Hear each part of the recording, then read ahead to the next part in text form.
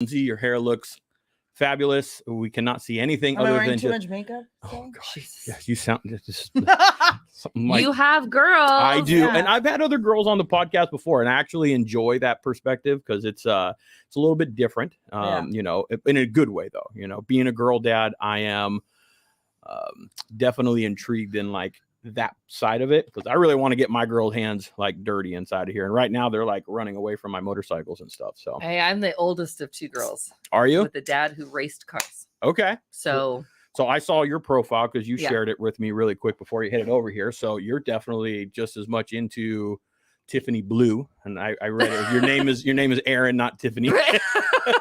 I read the profile. yeah, So. I have a car collection. Do you think I should go pee first? Yeah, rock Yeah. on. You need Okay. the restroom? And Yeah. we can Yeah, for sure. we Because can do our I'm having a flash forward of me having to go pee in like 20 minutes. Fair enough. Okay. All right. Sorry. Sorry. No, you're fine. You're good with dogs? Oh yeah. Don't come and try to lick you and bark and all that, but they're harmless.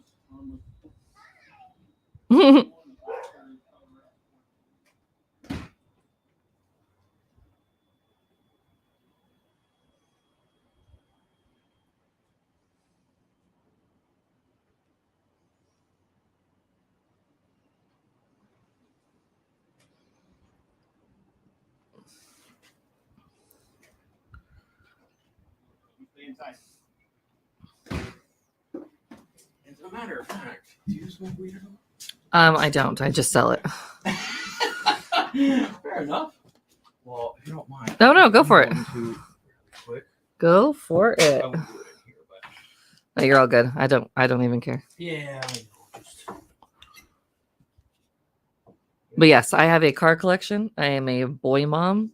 I was raised by a dad that wanted boys and ended up with 2 girls. Every dad does. I'm super into cars. My sister is not into cars. I got Really? my husband into cars. Like my husband always wanted cars. He Okay, always you're liked married. them. Okay. Yeah, my All husband always wanted cars or like liked cars and stuff, but he really got into it pretty hardcore after he and I got together. I got hardcore into cars Oh, after you he did? and I, Okay. yeah, after he and I got together.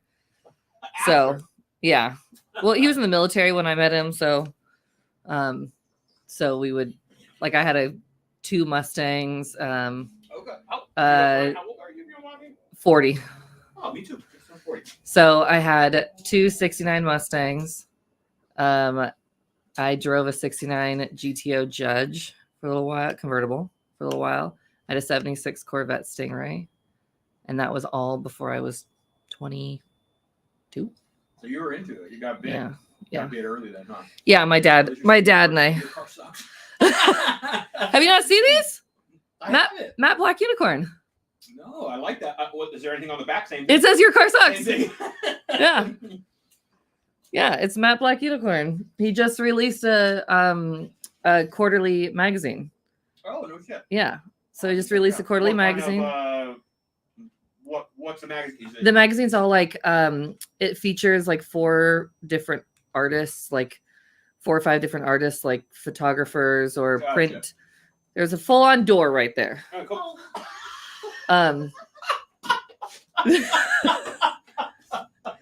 All right then.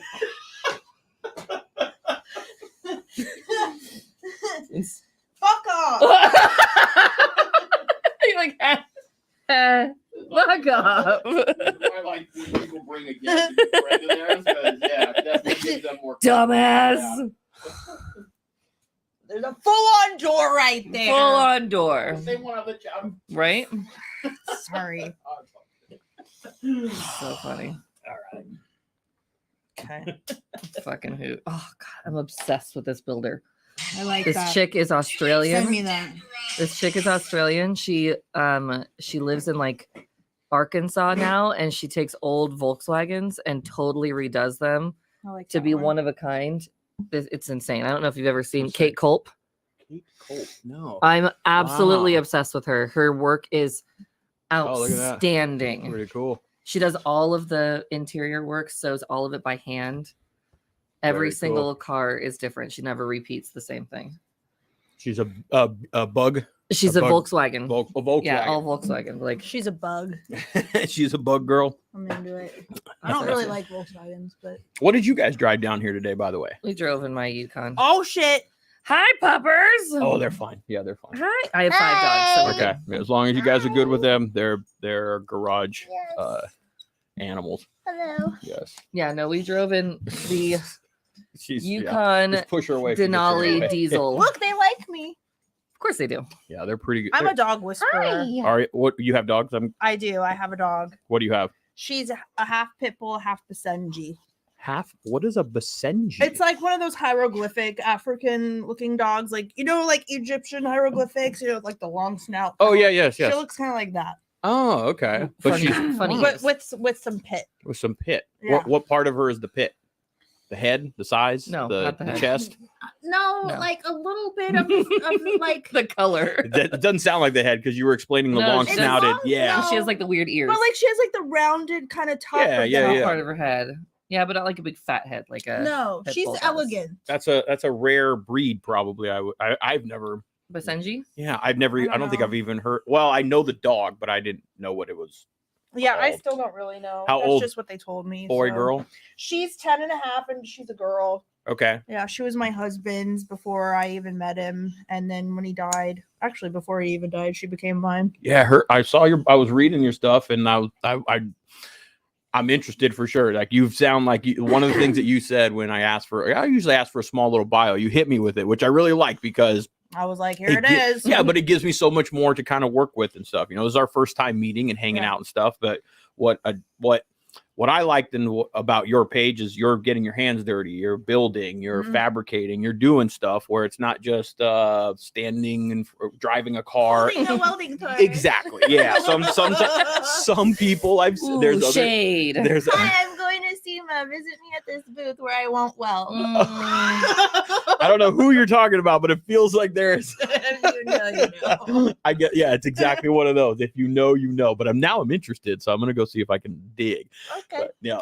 But that's what kind of like as far as your page and what you do attracted me to like you working in a shop and all that stuff. So thank you for coming and hanging out and making the drive. I already know that it's been a Sorry treacherous that we took. It's fucking all forever. good. It's all shit happens. Life happens. Yeah. That's the way shit rolls, So Mhm. no Thanks big. for being cool about it. No, we got plans for later, so this all worked out. Not a big deal at all. And then, of course, I have Lindsey that joined us today. That the blue collar Barbie, is that what it is on Yeah. Instagram? Yeah. Great. Are we on? Yeah, we're going. Oh shit. Okay. Yeah, we're going. Okay. Yeah, we don't usually try. We just roll right into this shit. That's Okay. it. The blue collar Barbie on Instagram, right? Very fitting name. Thanks. The on button, I think, kind of that kind of threw her off a little bit. She gave me the deer and headlights. She gave look the for a deer second. headlights. Yeah. No, it's good. Let's go. Send No, it. yeah, we're on. So thank you guys for coming down and making the trek. I know where'd you come down from? Orange County, Orange Costa Mesa. It's a good mission. Yeah. Hey. My buddy Roji lives down there. Black Flies. He lives down. I know him. Yeah. Yeah. Good guy. Solid guy. Rides a shit ton too. I mean, I try and link up with him to ride as often as I can. He does like a cross country trip almost like once a year or something. Wow. Yeah, he does some good shit. He puts down some good miles, and he's a good guy, good solid guy, living that like solid sober life, like super hot. He's originally actually from here. His mom still actually is down here in Ventura. Yeah. I see him down here often. So but yeah, Nice. good guy. So, but thank you Word. for coming down and making that long ass drive in that Long-ass Saturday drive. traffic. It was bizarre. What was bizarre were the goats. There was Like we're driving in Goats? this really deep conversation. Yeah. Actually, really deep conversation. we were learning so much more about each other on the which ride is up weird here. because everybody thinks that we've known each other for our Entire entire lives. lives, but we haven't. Right, correct. And so we're driving, and all of a sudden, I look out the window, and there's Like a million 300 goats. It was so many goats, and like just the variety pack of like Like out in colors, the field textures. where you no, were it was driving. literally right like- next to us on the road. It was like a right whole there, like, plantation of goats. random. It was just a Wow. random thing. just driving through Oxnard. Anyway. Oh, that like- sounds about right. In So Ox- weird. Yes, that's So weird. that's our shit. Yeah, we're Like farmland out over here. by like where all the Trader Joe's farms are. If you know what I'm talking But it about. went from like really PCH pretty and- coastal sand dunes to 1,000 Fucking goats. Yeah, If you came down PCH, is that Yeah. the way? Yeah. Okay, yeah, then that's yeah. we were you- okay with it though. No, No, it was great. it's it was a- just absolutely hysterical. Beautiful drive. Yeah, it's you know what? Well, I don't know. It depends where they were at, but some of the time they use them for like that brush clearance out here. They just put them in a It's field probably and then that. they go and eat all that All shit. the things. Yeah. Yeah. So, Okay. but East Coast thing. We do that in the East Coast a lot. oh yeah, Uh-huh. for out here To, for like- fires. What would it be out? Because they don't have fires and shit. Just to I clear mean, the field. you can have a fire anywhere. Oh, I know that, but I But, mean, is yeah, it to just to clear clear fields, just to yeah. clear the field? Yeah. Yeah, I know they make them do it out here because of the stupid fucking fires. Yeah, well. Yeah. Well, know. well. Anyways, thank you for coming down, and you brought a guest with you. I Lindsey. did. I brought my best friend. This is Aaron. Aaron, Hi. Aaron, also a car girl. And I'm sure we're Yeah. gonna dive deep into all this shit right Yeah. now. But thank you for coming down, making the drive. I appreciate it. And Lindsey, you were just out at the I think I saw you were out at the Get Down. Or was How I wanted to go so bad. my favorite show of the year. I love Dino. He's such a nice rad dude. I love the show. This year was even bigger than last year. I've heard every single year. It's like it started, I think, at his house. Yeah, if I'm not it started at his house. He's an Italian guy. He started at first he was feeding everybody, and that's what I heard. Yeah. and now it's gone to the point where there's so many people. He's like, I'm not feeding y'all anymore. It's at the stadium now, right? That's Yeah. not very Italian of him. yeah. Just saying. But no, I mean, it's such a cool show. Like, honestly, everybody that I really care about or care to see or that Okay. I am really interested in is there. That's the show for you to Ouch. go to every single year. I wasn't there. Oh, Should we just oh, hurt my feelings? That was Always like about you. that was a silence. That was a backhanded silent one. Yeah, that was real quiet. You could have gone. It was That's free true. for anybody. That's true. I could have got, and we own a Chevy. Well, okay, so you So, should have See, gone. yes, then, Yeah. then I do too, and I should have gone, but it wouldn't make Yeah. it there. It would. But on that note, that's the reason that kind of you go, right? You have a K5. Is that what you have? I have a GMC Jimmy 71 GMC Jimmy. It's Yeah. nice. It's clean. How Thank long? you. How long have you owned it? I got it for myself for my birthday in 2021. Okay. So like I think I've had it two So it's 2 2020. years. During I think COVID. You during wouldn't know. I didn't even know you then. How long have you No, guys I've- known each other? Like You're gonna we laugh. met in the summer. This summer. this summer. Oh, like we became less than 6 inseparable. months then. Yeah. Okay. Yeah. We met because of quarantine cruise. We're pretty much soulmates. Ah.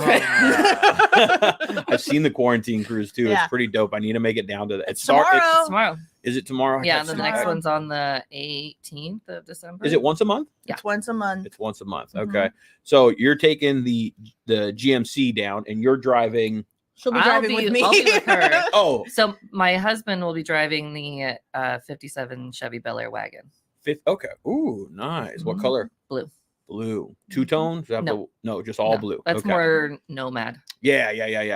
It's solid blue. It has like the silver Yeah. white accent thing. My uncle used to have a yellow one, yellow and white. Nice. Yeah, it was pretty clean. Yeah, he Yeah. bought it just the way it was. So did you buy yours as it is, No, or no? no. Did you go stupid with it? I mean, I've seen it. So I mean, I don't know what it was when you bought it, but compared to what it was when you bought it, did you go retard on it? Did you go full blown retard? I mean, when I bought it, well, okay. Well, the story is like when I bought it, I was dating this dude who was a metal fabricator, and Air quotes, by the way. I mean, whatever. And he promised me that. I mean, I said I wanted to buy a truck. I was looking. I thought I wanted a Bronco, and then I came Okay. to my senses, and and then he found Is it me. the Ford thing? Is it? And then I came to my senses. Okay. He found me this truck, and there was a lot of rust, and but it was, other than that, like there were like bullet holes in the tailgate and stuff like that. But he promised Sounds like me a good starting project. Sounds perfect. right. I mean, yeah. So he said like he would help me cut out all the rust. You know, Where'd you get it from? Where'd you buy it? this dude David. sorry. It's okay. Hi. I'm a dog whisperer, All right. so it's fine. Hi. Oh, that's cute. Oh yeah, see. Come here. Come on. Yeah, she'll leave a little. That's all right. I have dogs. David in Paris. Oh, Not- you bought it from, okay. and I forget his last name. He's a super cool dude though, and I still have his number. I stay in contact with him like here and there. He's a nice guy. Got it from him. Long story short, the boyfriend dumped me, and I had this truck. I didn't know what to do with it. At that time I didn't even know what a fender was. I'd never done anything with cars. I grew up in Beverly Hills, so I didn't. Man, you didn't talk about like 180. Is that what Yeah. that's what you would call it? Yeah, Pretty if you grew much. up in Beverly Hills. Pretty much, yeah. I grew up in Beverly Hills. I didn't know shit about cars. Okay. Just how to ruin them. Everyone knows how to do that. I was very close to all of my body shop mechanic guys. Okay, but anyway, I ended up saying to myself, like, well, what am I gonna do with this truck? I don't know anything about cars. I don't know how to fix it. So I was determined to get it to be like my vision, like what I wanted, what I had originally planned for. So I went to this shop that I had taken my other cars to get repaired, and I Can we say the name? yeah, Prue Cops Okay. in Huntington Beach. Okay. That was my That shop was I your went okay, to. your little local shop, your Yeah, spot. Yep. Gotcha. And I went to Dave Prukop, the owner, and I said, you should give me a job. And he was like, what do you know about cars? And I was like, not a lot, but like I really want to learn. And he goes, oh, okay, come on Monday. So I went. Wow. I went on Monday. I started like cleaning up the shop. I Or most repainted the people start. attic. I made them laugh. And Priceless. yeah, and I I wasn't afraid to get my hands dirty. I wasn't at first. He was paying me, and then I kind of like about a month or two into it, I was like, okay, so I have this truck and I need some help with it. And he was like, I see. See what you've done here. I see, Yeah, I see what's happened. So we worked out a deal, and he agreed to help me with it. And he really wanted me to build it. He was like, this is gotcha. yours. Yeah. And you want to do this. Yep. Like, we'll help you, but you're gonna do it. Yep. And I was like, fuck, okay. So I did for the most part. I mean, I had a lot of help from the guys at the shop, from John and Marco and a couple other dudes that worked there. I was super close with them, and they pretty much helped me get it to where it's at now. I've had some help from a couple other friends, like Paige at Rad Rides helps me still to this day, always has. But for the most part, most of the work, or from where it started to where it's at, most of that was done at Prue Cops. Okay. So let me backtrack a little bit. What is it that made, obviously the truck, was it the desire to see it completed and like your vision, or is it more of the hands-on that said, I want to work in a shop? Like, well, obviously there was a trade-off to like, I need a place to go and get the truck done, and I want to work on it and do things of that stuff. But prior to that, was there any interest in metal work or in body work? And, because if it's rusted, we're changing floor bands, we're doing things of that sort, if it's in the condition that it is. So what makes you kind of decide, I want to get my hands dirty on this thing? Well, I didn't know what I was signing up for, to be quite honest. When I took the truck there, I had no idea what needed to be done, So I mean, we were gonna do. You walked into this like blind then, and you've been in the game you're around it for a while. Yeah, I've had cars for a long time. When you hear that, that's kind of like, whoa, that's an endeavor. That's like something that you. Yeah. I guess if you don't, also the advantage is if you don't know what you're walking into, then. Yeah, I had no idea. Too, I had no idea what it was going to entail, or really at first. And then, like as we started in on it, I was like, oh, this is a lot. But I wasn't afraid, and the more I did it, the more I liked it and enjoyed it. And I knew a little bit about cars, or Just the enough to car be dangerous. the car community and the industry, just kind of because of my ex. Okay. And like I didn't even know what welding was before I met him. So when I started doing the welding on my truck, I was like, this is cool and I really like it. I mean, I totally sucked back then. Hopefully I'm better now. But that's the goal. yeah, but I was like, I want to keep doing this. And so I ended up leaving that shop and I went to another shop. I went to Mackey's Hot Rods in Huntington Beach and I worked there. And I didn't just do welding though. I did same kind of thing I was doing at Prue Cops, you know, helping out in like wherever I could, learning as much as I could in every area. Wherever somebody wanted to be able to teach you, like exactly, you're there to be. It sounds like you're there to be a sponge, and that's really what I've worked in a shop too. We had a body shop in the family, and for a period of time, it was my bread and butter. It was how I survived. It's how I made money, you know. And it was a trade that I appreciated, but I also had to learn all the ropes. And when I went into it, I had to learn that side of it. I grew up in paint and body. My old man and my uncle, they did their low riders. They did them in the garage. So I grew up around it. But then when you got into a shop, it was a different game. You had to learn how to sweep and you had to learn how to clean the machines and how things work and how things turned on. Like we work in a paint and body shop. You couldn't just walk in there and start painting. You didn't know how to like set the temperature. There's all kinds of shit that you have to do. So smart, go in there, be a sponge and absorb all that shit. Yeah. And I mean, that was kind of what I did. And then after, you know, being at Prue Cops and then being at Mackey's and, you know, working at those shops, it was almost a year I had been doing it. And I was like, I need to make some money somehow now, because, you know, when you're an apprentice or when you're working on your own truck, like you're not making money, you know? So, and that all that time I'm spending there, I wasn't making any money and I still have to pay to live, you know? So I was like, I need to figure out a way, like, what am I going to do? Do I want to continue working in this atmosphere? Do I want to keep doing this? And yes was the answer. And so I was like, the only way I think that I'm going to get to the level or the skills that I need to be hireable, you know, or payable is to get some like serious training or education. It's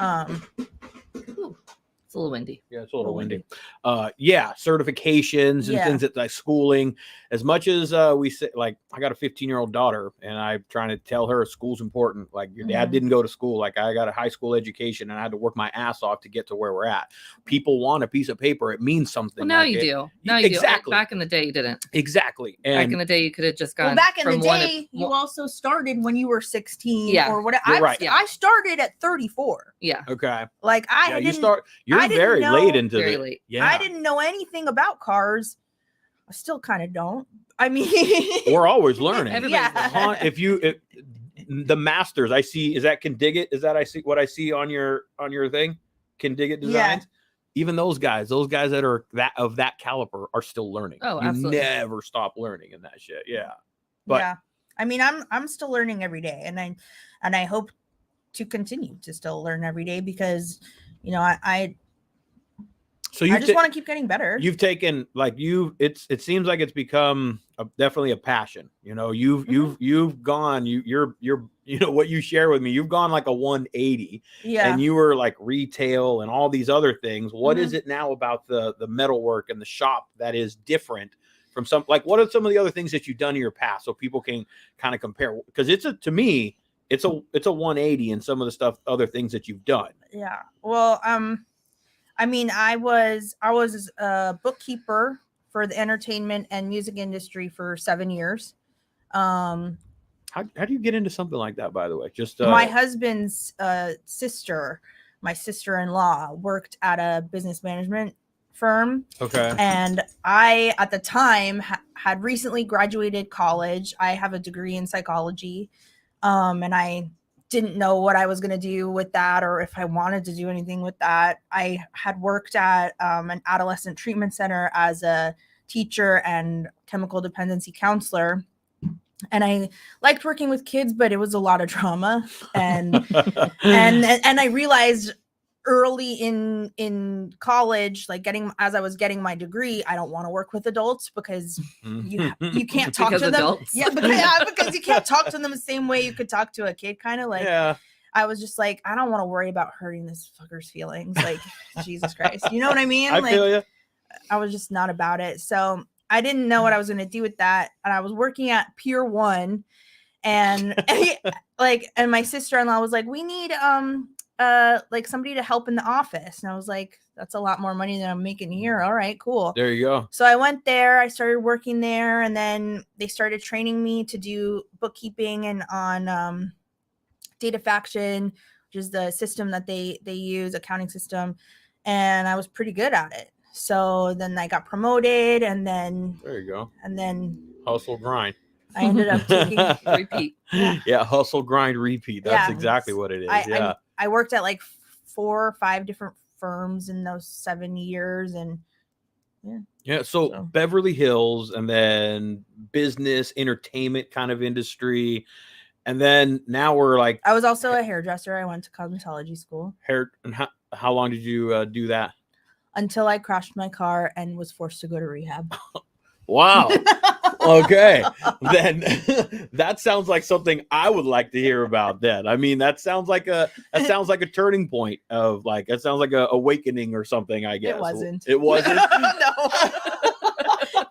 That career lasted many more years. So what car crash then? You got in a I went to the Vidal Sassoon Academy when I was in my 20s, my early 20s. Well, I went to my first rehab before I was even 21, so I must have been 20. I was in the parking lot. Damn, youngster, you were doing it young then. Yeah, you were partying young. Yeah, I was. Yeah, I was. I guess I was too, man. I was a little gangbanger, homie type dude. So I was doing it like 14. I was doing dumb shit young too. I can relate. Yeah, I mean, I wasn't gangbanging or anything. No, I mean, see, I was doing drugs and shit myself too, but you know, I was doing dumb shit. I was doing what dumb kids do that think that nothing can stop them type shit. Right. You know. Right. Yeah. So I never snuck out of my house. No, you didn't? Not once. Really? I had a sliding glass door in my bedroom and I never snuck out. Yeah, you see, I always listen to all these stuff with like people like doing. My dad's terrifying. I love him to pieces. He's fucking terrifying. And I hope I instill that into mine. But he blows shit up for a living for the movies. Oh, so shit. that we're very much. It's very funny to hear all this stuff because it's like we have so many things that just we probably should have met. We probably have known each other our whole lives. It just didn't. Like I grew up in the entertainment industry. Mm-hmm. She worked in it for a long time. My dad was in the film industry for over 40 years. So it's like it's just so funny to hear. You know what's interesting too, though, is like my parents split up when I was very young, and I had a same like respect for my dad. Like when I lived with my dad, I lived with my dad in high school. I moved in with him to Orange County when I was 13, and I went to high school in Orange County. So mom lived in Beverly Hills area. Beverly Hills, still does. Okay. After high school, I ended up moving back there. But while I was in high school, I went to the occasional. Whatever. I partied. But I'm not gonna say we all did. No, I did. No, listen. I'm 40, and at the age of 15, when I'm still friends with the guys that I went out with. Like I remember getting into the Volkswagen bus, going down to Big Corona with everybody, getting drunk off of I don't even know 5 Coronas, whatever it was. Yeah. For me, it was the Mickeys, 40s of Mickeys, in the Del Taco parking lot. That's where. Oh my god, at the corner with the Taco Bell on the other side. Yeah. Yep. Oh. And then like coming home and like getting home at a reasonable time, which was still funny, and then like shushing down the hallway, like I was leaning up against and like at my parents' door, and my parents are like, "Hey," and they're in bed and like the lights off and whatever, and they're like, "Yeah, you good?" And I was like, "Super good. I'm just tired." They're like, "Mm-hmm, just tired." Yeah, they believe you're that good. one. Yeah, like to this day. They still give me shit about that. I would too. I was like, that was a long time ago. But your parents were cool. Like my parents are cool. Yeah. Like I think my mom was a little too cool. So my mom was like a pot smoking hippie, and my dad was like a straight and narrow. My dad also terrifying. My dad was very straight weird and narrow, but I was just I don't know something like I just always had a different I mean, I respect my mother. I love my Yes. mother. Hi, Mom. Shout out, Mom. Yeah. Shout out, Mom. I love you. But I just had a different kind of relationship with my dad, and I don't think I snuck out. If I did, it was once or twice. I mean, I would maybe go other places, and say I was going to a different place, but I don't think that counts as sneaking out. No. Because he did have to pick me up from a party in Buena Park one time when my car was on fire, and I was like, Jesus Christ. and he came, and my car, I had what car did I have? It wasn't a RAV4. What the hell? 4Runner. Was that the one? Was that the I've one? had a lot of There's- cars. That And caught it- fire? Blown up one That have caught engine in my fire? entire This life. car, it was like on fire, and this party was like, I was like, oh my god, do I really have to? How do did this it right light on fire? Yeah, I'm curious to know how it was on fire. now? I was drunk. I don't remember. Oh my God. Oh, So, my did you dad come comes- out to it on fire? Or you? Or If were I, you if I driving it? remember correctly, I think I was driving it, and it was on the front lawn of the house of the party that I was at, Jeez. and you know when you can't really remember something, but you just have like an image Yeah. of like the memory. Yeah. All I can see is my car on the front lawn of this house party On fire. and my dad being like, "Get in the car!" And I'm like, I cracked the block in a car one time. That's the only time I've fucked up a motor. I cracked the block, just cracked it. Well, maybe But Maybe- mine was it was intentional. Like running at the shit out of it. type no, thing? well, no, it was a Volvo 240 turbo. And if you know anything about the turbos in those, like it was an 82 Volvo 240 turbo. That was my very first car. And so this was in 1998. And I was coming back from a water polo tournament. By the way, we both played water polo Weird, against right? each other. Yeah. Against Yeah. each other. we both. So- She actually. Did you? How go to did the you Olympics? guys No, played, I was never you through. played against each other? No, No. we're 4 years. We're Oh. 4 years apart. She's older. Jesus. She's older. Like there was emphasis Yeah. and quickness with that. Like Listen, boom. Has anybody I just questioned had a this? birthday, so I'm really sensitive. Jesus Christ. I was coming back from a water polo tournament. I was driving the car on what is now it's the 73 freeway, but it was like pretty new. Like the 73 turned into the 55. So it was the toll road Yes. down in Orange County. And it was super, super dark. I was coming back from a water polo tournament. The car started overheating, which is like pretty typical of 240, like Volvo 240 turbos. It was Get like hot. very common. And I had the windows down and the heat up, and I'm calling my dad on the it cost you like $5 a minute cell phone. Remember that? The Oh, big plastic yeah. one Like, with, no, with not this the- kind of cord. No. Oh. But I had one of those I in the had car. one of But this those is like too. chunky, gigantic flip phone, right? Or like a Oh, with the Nokia, antenna. whatever like the Zach fuck. Morris Yeah. phone. Like one Maybe. of those Yeah. big I mean, brick it felt like it, but it was like Okay. 1998. Everybody calm down. So, like, I'm calling my dad, and I was like, the car is overheating. It is dark as shit. I don't know what to do. And he's Save like, me. I don't know what to do. And this is right after, like, pretty shortly after that chick, Denise, whatever her name is, disappeared off of the freeway in that same area. Like, she broke down and somebody kidnapped her, and she wasn't found till years later in a freezer in Arizona. I Just so don't we're all on the remember same that page. shit. Holy Google crap. it, you're gonna find out. So my dad's like, keep driving. I don't care what happens to the car. Keep driving. I'm getting in the truck and I'm going to head towards you and I will find you. And so I'm like hauling ass, just letting this car fucking overheat, just watching everything. And I'm like, I'm going. And then I cracking the block, tossing at that point, tossing the car. But my That dad, was your first car. that was my very first car. Yeah. My A very first Volvo. car was, I think it was an '84. I think it was Mercedes. an '84 Mercedes. I fucking knew it. How did you know? Because Beverly Hills. I'm from Newport Beach. Okay, but funny story is, like, it was my mom's car. That was my mom's originally. car. It was my mom's car originally, and then I think like in the divorce or something, whatever, my dad acquired it, and he had it. Ooh. Bye. And so then my dad had it until I was 16, and then when I was 16, he was like, "Okay, here you go. You can drive this What car other now." cars have you had? Let me finish this story. Oh God. I did not appreciate this car Why? because I It was was your at, first. I know but I was Always 16 remember your first. Yeah. and I'm not, I didn't understand what it was then. You know, I was like, it's an old car. I don't like it. I want a Jetta. Oh yeah, no, well, no, And I it was, understand. Like in high but we school, grew Jetta up- was like The fucking jam, cool the car. jam, but like Yes. she was in Huntington, I was in Newport. Everyone at my high school had a BMW or a Mercedes, like a new one, and I was like the schmuck with the fucking. With the old well, with mine, the mine Volvo. was old too. So I was And then like, I I- feel like an Then I was with the guys that had like the thing. Derek Fox, you met him, the red Volkswagen thing. He parked right Oh. by me, Yeah, I know. and you went to high school with him? yeah, he was the one who got me drunk when I was 15. I'm still friends with him. Shout out. Him and then Brian Barker and his Volkswagen bus, and that's yeah. So I was like with the guys who had the old cars with my fucking Volvo. No, I can relate though, because I have it. It's back there, a 63 Comet. My grandpa gave that to me. And at the time he's like, here, 16 years old. And you're But like, I I don't want this. I was Yeah. that's because I was 16. I'm all grandpa.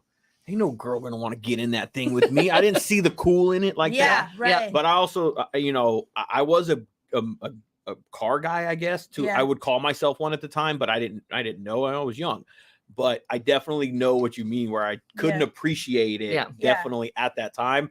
But at 16 years old, I was like, dude, I ain't trying to get some girls in this. I got some wheels and stuff. I need something that has a radio and a this and a that. And that was like, I'm like, there was going to be a very small window of girls that was going to attract. It wasn't going to be like, anybody at the school. So, Well, but you've seen what I drive now. I mean, I think I cracked the muffler on that Mercedes like 4 or 5 times because I was not careful. I just like I mean I've always driven hard. it sounds like it when you've got cars on fire, cracking mufflers, cracking exhaust. Like, is that why you were in the I should driver's really get seat into today this. when you were coming down? Yeah, I mean, I now I'm making the connection. I'm making the correlation with, is that what, that's got to be why you were driving? Yeah, you want your car to make it. Oh my Her God. truck is at my house. It is getting My washed. children washed it. For I'm her. paying No them. shit. It's Hey. not But they child labor. love their Auntie Lindsay. So How old are your kids? They do. 10 and 4. 10 and 4. Yeah. Okay. They Yeah, call they're- it the monster truck. They call it the monster truck. Yeah. no, it's lifted then. We yeah? love Lindsay's little bit. monster Little bit. truck. Yeah. Yeah. Yeah. It's not very monstrous, but it is. But to a 4-year-old, Oh, yeah. to a 4-year-old, for it's sure. fucking Yeah. gigantic. For But yeah. sure. But It's so so cute watching him try and get. oh up my in god, truck. she told him the very first time. She goes, No, if you- he said, can I get in your truck? And Yeah. I said, if you if you can climb into it, you can get into it. Yeah. And that it was And like it was like, that was let's it. go. And that he was did. it. Like pure did. determination. He did it all on his own, and now he's like he does it on his own every. Do you single have time. like It's a little absolutely hysterical. drop step or anything? Nope. No, nothing. Nope. He just. He's also he the just, 4-year-old the figured size of a that- 7-year-old. He's quite he's a- large, he's a big so boy, he's yeah. a big. large. He's substantially. he's not, like, tall. No, large. he's He's, not like- chunky. He's No, he's just big for his Yeah. age. yeah, That's he's all, very yeah. tall. Yeah. He's You think he's the size of a 7-year-old? I he don't wears know. I don't his have clothes. Kids, so. His clothes are for a 7-year-old. Okay, every then I single guess one. that is what's Yeah. up. Yeah, My he's a young big one kid. is wearing like. But my 18 husband's months good. 6'5" and I'm 5'11", yeah. so Yeah. You guys We're- are we're tall. Amazonian. We're tall. But the I'll take car that. the car to follow the Volvo was a 69 Mustang. Oh. It's the So you ugliest made of up them. for it? No. None of the gauges worked. Not one gauge worked. I ran out of gas all the Figures, time. It's fucking Ford. And right. Because It's a Ford, right? And I didn't have a radio, so and again 90s, so I had a huge ass boom box, Yeah. battery like D battery boom box Yes. in the back seat. You should have kept it. You're my vibe. That's my vibe Yeah, right there. I I had a had convertible one, hoopies and too. shit like that too. Radio in the back, little something on the dash or something. Yeah, you go Yep. through the collection of cars you've had in your life, and Yep. like you either destroyed them, or you Points just at like Lindsey. right, or you just like you learn from that. I don't, you know what? It's like, I would feel a way if somebody else had I do a lot of shit in my cars, okay? Like, I did some gnarly drugs in that fucking 4Runner. I did a lot. There was one time, I've told you this story about the DUI checkpoint. Oh yeah. And there was a DUI I want to check. hear. So there was this time when I was This is a not safe for work conversation. I love beating the checkpoint. I love beating the checkpoint. I mean, I don't even know how I got out of this one. I I was dating this drug dealer, right? And I was This sounds like it's starting off Starting off beautiful. great. Starting off great. I survived, so it's a Good. happy Good. ending. Has a happy ending. There we go.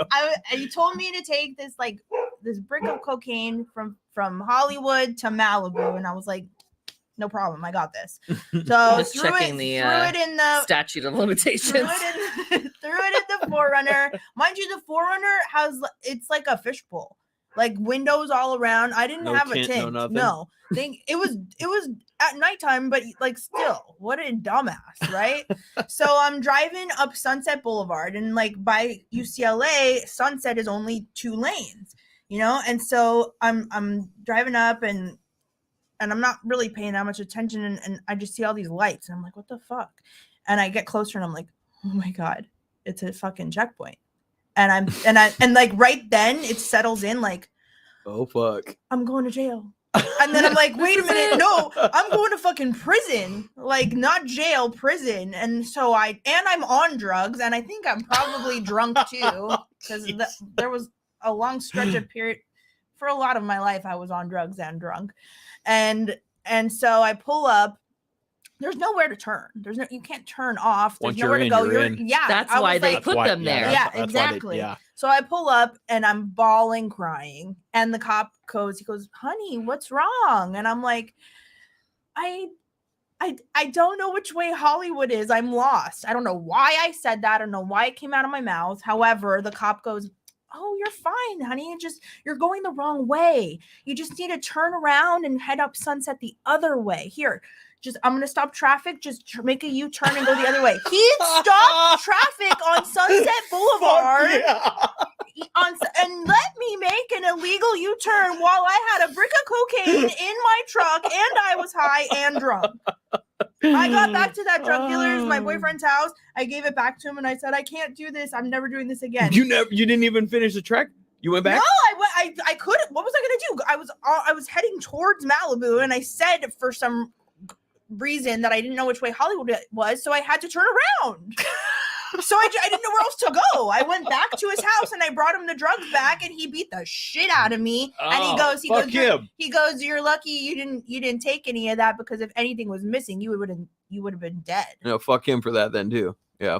I mean, what do you Drug expect? dealer. Yeah, well, I guess yeah. Cocaine dealer. Fucking drug dealer or not, man. Fucking don't put your hands on a fucking. You can say what you got to say, do what you got to do, but don't fucking put hands on nobody. But you sock him back? No, I think I dragged myself. Actually, I dragged myself to the closest dumpster, and I spent the next 3 days in there. Jeez. Because it was safe and warm. That's a true story. Man, so you've lived you've gone through the ringer, it sounds like. Couple You've times. dealt with some bullshit Yeah. up until I mean at the young age of how old right now? You don't mind me asking. I just turned 36. But younger than Aaron. Right. Correct. Yeah. She's older. She's older. Okay. My wife is also 36. So, but yeah. So you've dealt with some bullshit. Now. Let me ask that: is it through circumstances? Just you put yourself in the situation? What is for it? sure. Okay. I mean, I've made ridiculous choices. Yeah. I mean, I made choices where I was like, this is gonna end badly, but let's go. Like I'm here for a good time, not a Exactly. long time. Yep. Exactly. That's Yeah. pretty much my motto. Yeah, that's kind of well, if you live by that one, then it can Yeah. lead you to some shit Yeah. and stuff. But so yeah, you've gone through some shit now, and now I'm hearing. I mean, sober now? Is that I'm what sober now? Yeah. Okay, so like, how long would you say were you from the age of whatever? What age did you start drugs, drinking? Honestly, I don't even know. I mean, Young, 15. I mean, young. I mean, I think I started smoking cigarettes when I was 11, and I was stealing gin out of the freezer when I was, I think, how old? What's 7th grade? How old are you in 7th grade? 13. No. Yeah, you're 12 when you're in 6th grade. Let's see. Well, wait a minute, Because when I started high school, I was 13. That's 9th grade. You're about 8th grade. So seventh or eighth, ninth seventh or eighth grade. Eighth grade. I was because right before I moved in with my dad, it was getting kind of gnarly. Like I went to a private middle school, and then they had a high school that you had to be invited to go to. They did not invite me. Shocking. Without behavior. So I was Weird. like, okay. So I didn't know what high school I Is was this gonna in go Beverly Hills? Yeah. Okay. Yeah. When I lived in at my mom's in Beverly Hills. And so I wasn't going to be invited to go to the high school, and I didn't think, or I didn't. I mean, I don't think my parents wanted me to go to public school there either, but shit wasn't really going well, and so I ended up moving in with my dad. But Okay. That's I why we think lived in Newport. why? We were originally in LA. My parents moved us down to Newport because of the because they schools? did not want us to go to the LA Unified School District. Really? Yep. Yeah. And so we moved down, and that was better. fucking Then. probably smart then, because Yeah. I mean, I don't live in LA, but I mean, I think I did just as much fucked up shit as I. Oh no! Do Yeah. you ever see the TV show The OC? a long time ago. Yeah, that was written by people I went to high school with. really. Yeah. So Did you it's ever like- see the Laguna? What was that? the hills? The hills or whatever. What was the one? Laguna Beach? Oh, What- they're all fucking stupid. Or they did take stories and then like exaggerate them like Sorry, way Justin beyond. Bobby. Yeah, it's a reality. you're watching it's reality. He's friends with shit. John, you know. They're all bad. Like- Is that the Sorry, lifestyle John's- down there? John's I'm not boss. from that area. I have family that lives down there. My cousin actually lives down there. And I don't know, grew up in different lifestyle. Is that the It's lifestyle? It's a very It's different very lifestyle. different. Yeah. I mean, even Huntington and Laguna are so different. Like, Yeah. 100%. like, Very Huntington and Newport are very different. yeah. And it's And how far? I mean, I they're know right the next to each other. That's what I'm okay. So I know the areas, I know Yeah. the cities, but I don't really know exactly where they land on the map. So they're just like, here is Oxnard. That's the next city. Yeah. Is that how Yeah. that So is? it goes Okay. Huntington, Newport, Corona Del Mar, which is basically like a subdivision of Newport, and then Laguna Beach. And then what the fuck what is it that makes them different from one another? once you Money. get into, yeah, money, Okay, exactly. so that's okay. So it's just a class thing. It's really all that Yeah. it is. Pretty much. So yes. great, class them for me. So I'm educated, top to bottom. The cream, the like where you want to be, I guess. Corona Del Mar. Corona Del Mar. That's like a much probably the most smaller. expensive area, Yeah, most I expensive area. think. Lot of money That's there. like the Beverly Hills of the beach area type shit down there. Yeah, I mean that Newport Coast, but Newport Coast is still technically Newport Beach, so it's like whatever. And then you have Newport Beach, and then I would say Laguna, and then Huntington. Just as far as a breakdown of, because I think there's way more real people in Huntington than there are in Newport. Well, Newport's money changes. Is with Yeah. you. Is Huntington still like beach? Because Yeah, it's- Ventura, yeah. Ventura's still beach. Oh, Like, yeah, Ventura's still yeah. a beach. Yeah. It's still town. beach community. Yeah. Yeah. You know that it's Surf City, USA. It's still beach Okay. community for sure. But I think that the people that live in Huntington, from Huntington, move to Huntington, are just far more down to earth Okay. than Newport. I would agree. Yeah. Yeah. I know It's that weird- all that weird stuff just thing. is I mean, I drive through it, I drive past it and stuff. Yeah. I don't really go down. There's all kinds of shit that goes down there though. Like we were talking about, like Roji, he's from the area. He moved away from here to get away from some shit, get away from certain people. That's sometimes just what you have to do. But he's like, dude, I fucking love, he's like, I love Ventura. Ventura's nice and it's cool and it's a beach town and all that stuff. But he's like, over here, he's like, there's always something going on. There's a boardwalk, you can ride your bike. He's like, it's just perfect fucking little beach, kind of Yeah. beach paradise and shit down there, Yeah. Yeah. I would say Huntington and Newport are just really. I think that Huntington has a few more things. Generally speaking, like there's a lot of there's not always as stuff going exclusive, on. I feel. Yeah, it does. Yeah, I like gotcha. I know. I really like Huntington a lot. What city is because we were talking about earlier, the quarantine cruise? Where does that take place? It starts in Costa Costa Mesa. Mesa, but Okay. the whole thing about it is it's a cruise. So starts in Costa Mesa and then you cruise to a second location. It's always Gotcha. Well, And that could be Huntington or it could be Long Beach. So it's true to its name because I haven't been. yeah, Yeah, no, And I it's wasn't true sure to if its it was name. just that. It was No. that name. And then because I see where they're meeting congregating where all the cars are, Mhm. No. but there's an actual cruise Yeah. every Yeah. single time with Yeah, it. so it starts off one location, the same starting point. So it's SoCo Mix, same starting point in Costa Mesa, and that you're there for 2 hours. And that's like just the best time to like the right amount of time to bullshit with everybody, get some coffee, do, whatever, take pictures, whatever it is that you're doing. Go look at all the cars that either there's depending on how many cars there are there, 2 hours either covers all the cars or it doesn't. How on average, how many, because I've seen the pictures and stuff, on average, how many cars do you have? Hundreds. Yeah. Really? Yeah. And this is a monthly thing now, right? Yeah. Once And a I think month. the peak was like 3,000 cars, but it started Really? Yeah. It was that many? Yeah, but it started off like 12. Yeah. So And this all kicked off from the whole COVID thing, right? Yep. It was like, we got nothing else to do. Come and take a cruise. Here's exactly. wow. Yeah. And I didn't get into it until much later, like 20 something. And so that's when I started coming, but she had been around for a lot longer. Okay. Not that much longer though. My car was in the shop. It's a paint Story prison. of your life. Story of my life. It's a story of every car person sometimes. It's like, I oh, it's was on the in shop, it's being Paint worked on. for It's this 2 and that. years. Oh, yeah. Damn paint guys. Bad. Yeah. Paint guys always get the butt end of the stick. With 2 years, though, that's a minute, though. But paint guys typically get the crap end of the stick because they're like the last person to get it.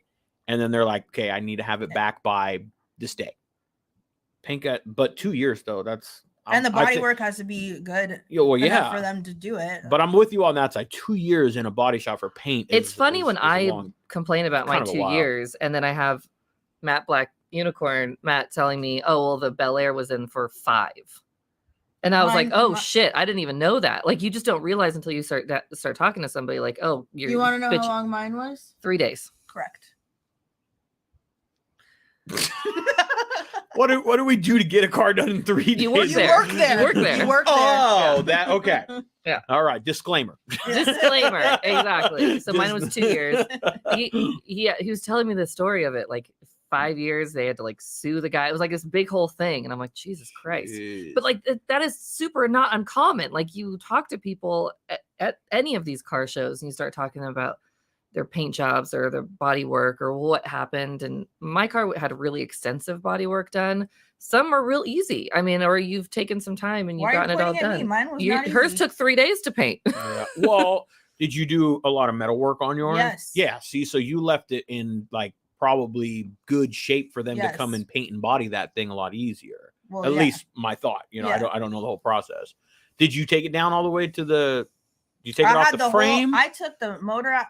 We took everything. Well, no, did I take the motor? No, we had the whole truck sandblasted. Oh, so we that's had the whole faster. thing sandblasted, and then I cut out all the rust, new rockers. I welded all the bullet holes. I can't believe bullet holes. That's so fucking funny. I almost wish I had kept them. I was just about to say, had like, BMW that would have that been had a kind of a bullet cool, in my opinion, that would have been a cool little. Well, you know what? Like, I touch. was actually, who was I talking to about this earlier today? Oh, Sean. Mhm. Big Sean. Okay, so we live at the beach, right? My truck, it's a truck. I drive it all the time, and I keep it at my dad's place because he has a covered garage kind of, or gated, whatever. But he lives, All those. he lives on the harbor, like in the harbor. So there's all this Next to the Salt water. Yeah, salt. Yeah. So it's inevitable that the rust is gonna come, and my paint, I love my paint job. I love the color and everything. Yep.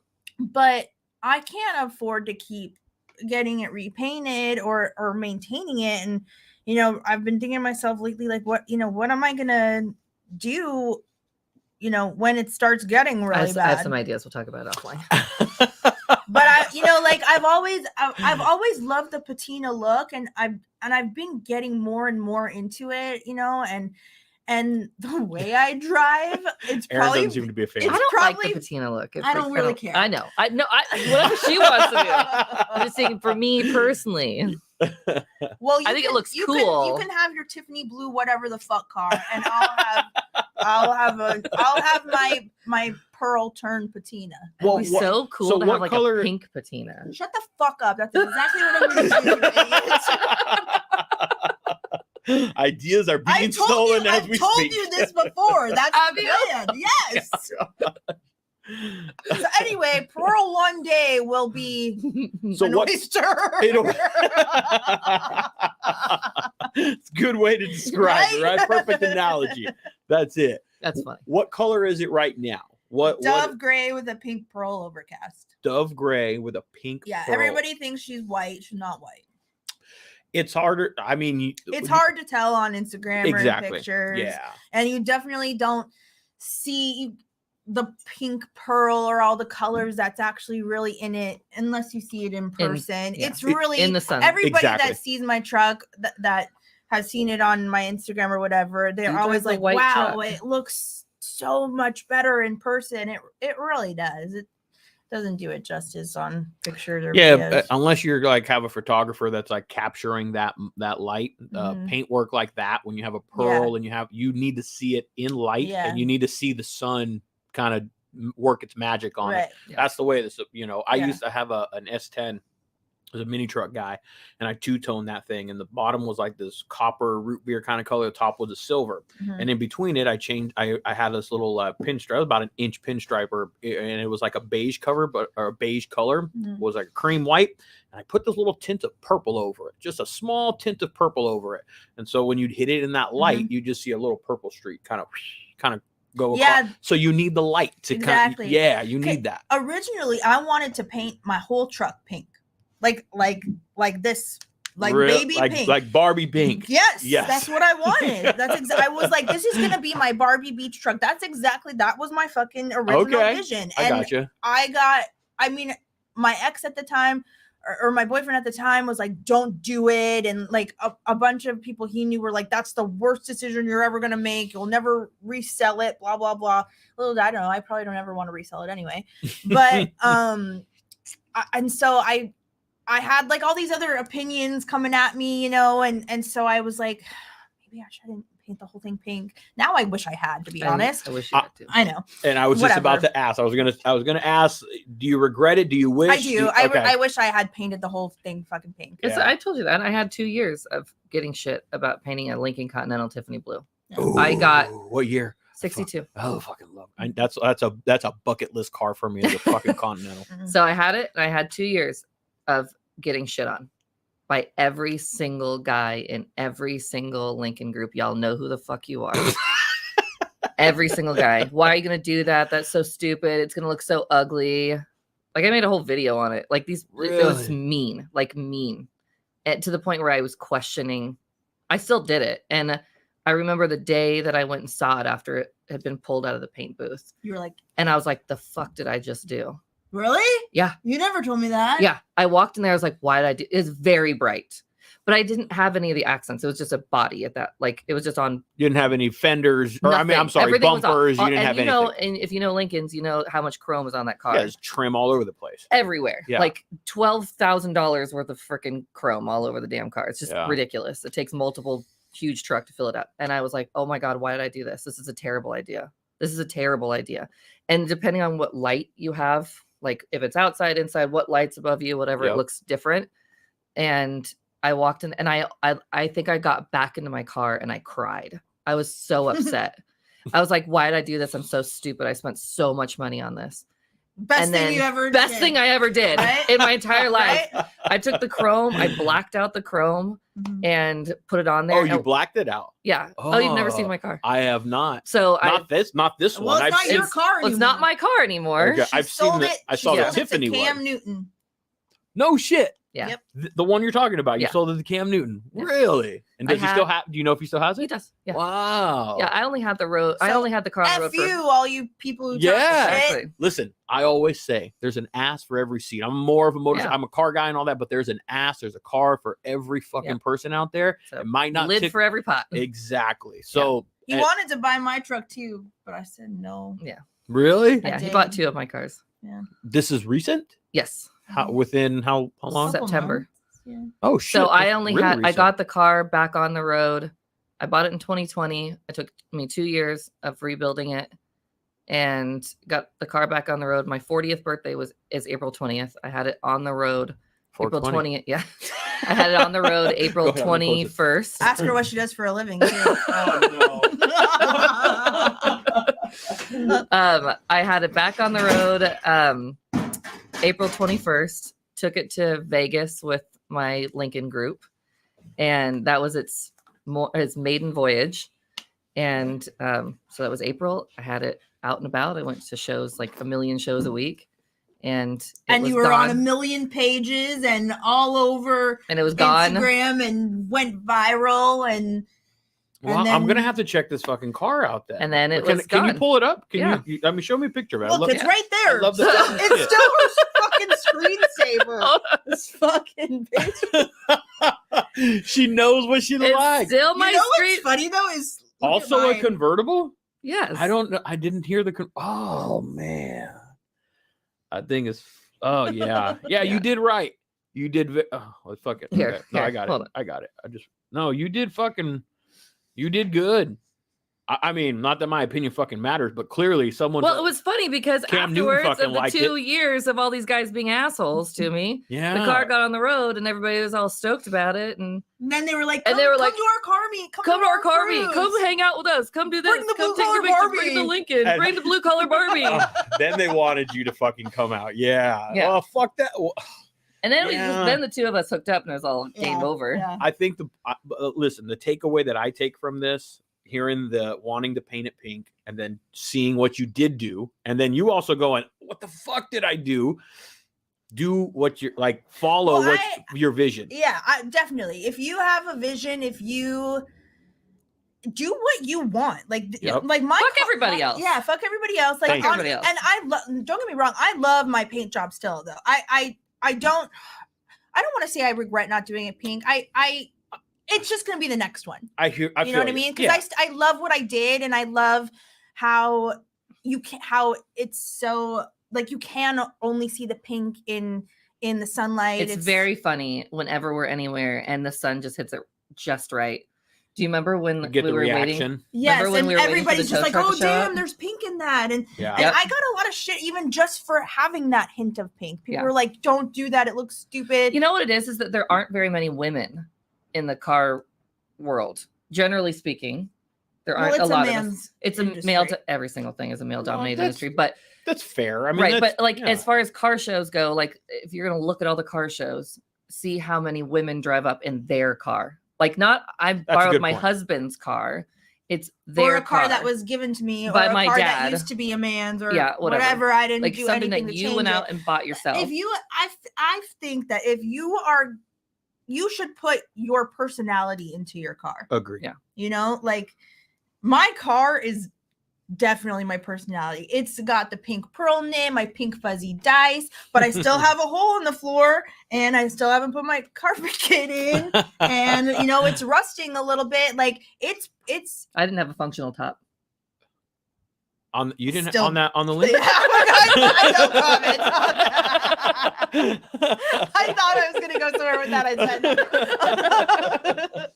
but like my truck is definitely a reflection of my personality. Yep. You know, like I like things pretty and girly, but I'm but also really dirty and grungy and mean. Yeah. I think that's that's good advice to anybody that will listen. Who listens to this shit? But I think that's really good advice, though.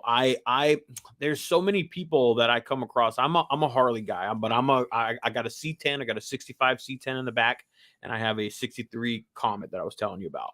My passion is motorcycles, but I love fucking that shit. And anytime I offer advice on something, somebody will ask, like, "Hey, like, what do you think I should do with this?" And I'll give my opinion. I'll step back and kind of go, you know, this is what I would do. This is what I like. Want to do. Yeah. But I always end that conversation with, man, but fuck what I say. Yeah. Like, who cares what I say? You want to do. Here's my opinion. Here's what I think might look good. Take it into consideration. But ultimately, in the end, take what you want and leave the rest. Yeah. Bingo. Exactly. Like that, take little bits and pieces. That's it. I always end that conversation with whatever the fuck you want, dude. He's like, somebody's like, I wanted to put some skulls on my shit, but people are, well, you like skulls? Yeah, then put fucking skulls on that all the skulls. shit. Every single skull. Anything you fucking want. Yeah. Mm-hmm. There's just it's definitely not my style, but perfect example. I see it around shows here. It's a girl, and it's I think it's like a Kawasaki something. Might even be like Honda something.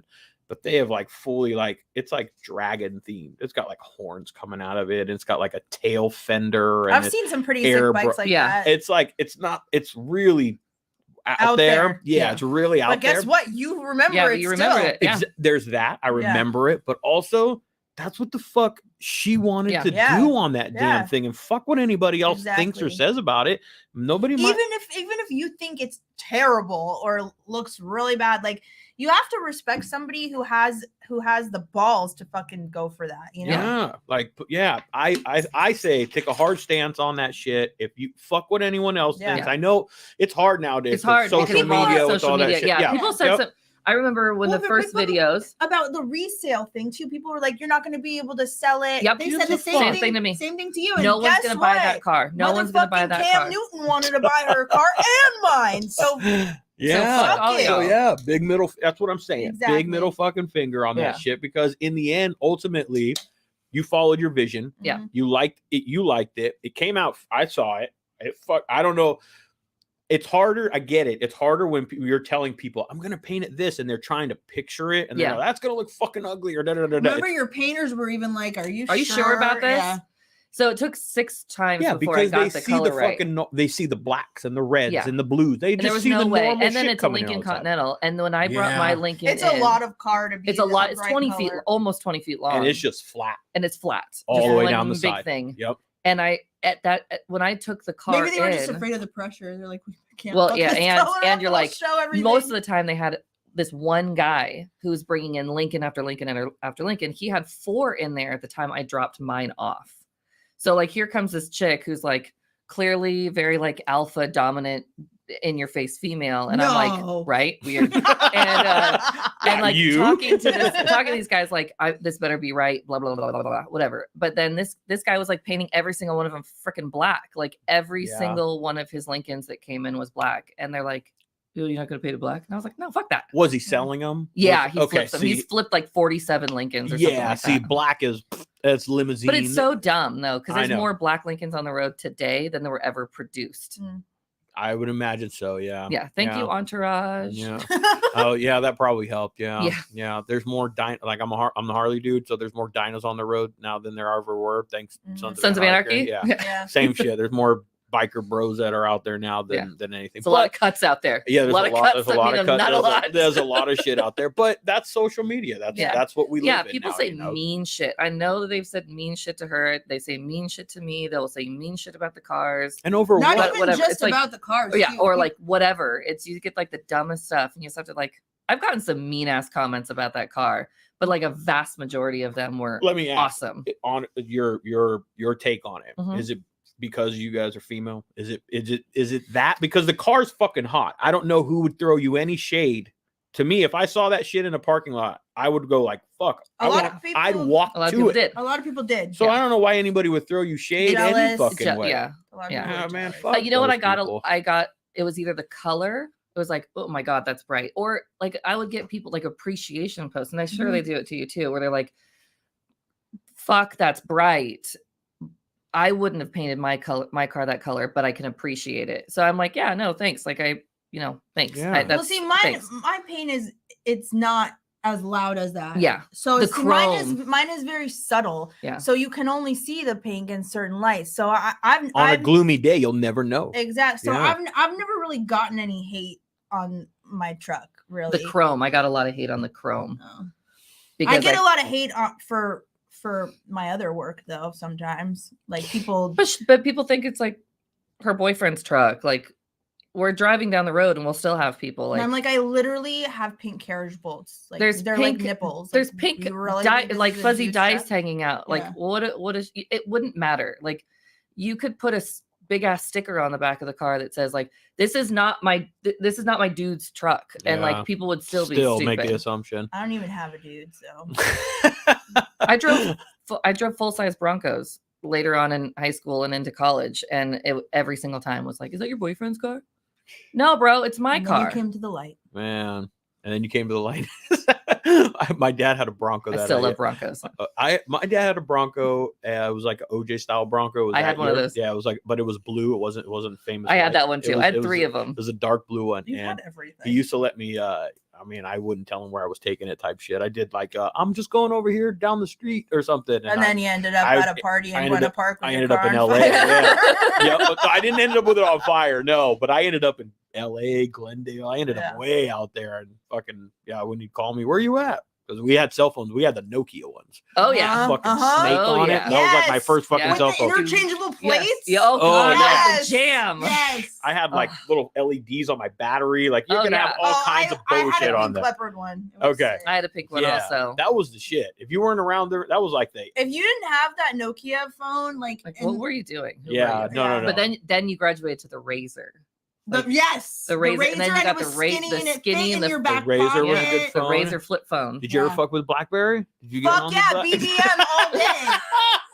I don't think I had. I think I did had a a BlackBerry one time for a very short period of time. I don't remember. Dude, if you didn't have a BlackBerry, like when I was like, that was the time that I was okay. So I was sober. I did a stint for like a year and a half. Almost 2 years when I was like 21. Yeah, I was 21. Because I remember. Wow, what a time to be sober too.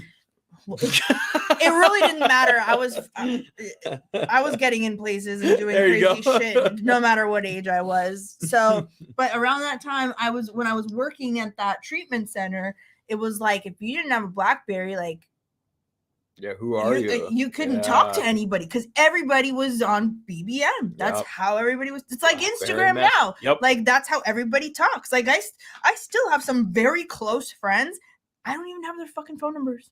Like I only talk to them on Instagram message. I've never even thought to ask for their phone number. Yeah. That's what we live in now. That's the social media bullshit that we live in. You know, that's how we communicated for a long time. Was only on Instagram for a long time. And we still do.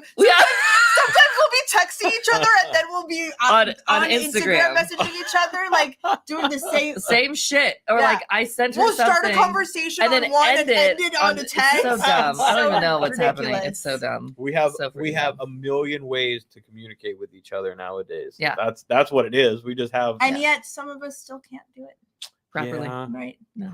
Well, because of those stupid things. That's my opinion. Because it's true. Social media is the devil. Because people don't know how to communicate anymore. They don't know how to like talk to each other anymore. The problem is there's so much social media and so many ways to communicate that it is inhibiting us from actually communicating like this. We talk about this all the time.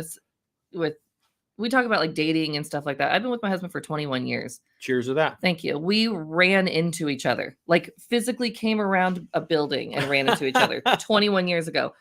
So I see all this, like the 19, way that, right? 19 yeah, 19 years and 23. Old? Yeah. Okay. So I see how like she has with the communicating and stuff, and people are like, some people are really gross. They're really gross. Yeah, it's you know what it is. Because it also you can say whatever the fuck you want on there, and you don't have to face them. Bingo. No, it's you keyboard have warrior. you have no telephone tough guy.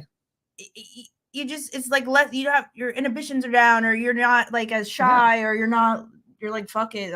Whatever. But it's not so much the meeting on a blind date, meeting at a bar, meeting at a restaurant, whatever the case may be. It's meeting. People get bold. And they get bold until they get in person.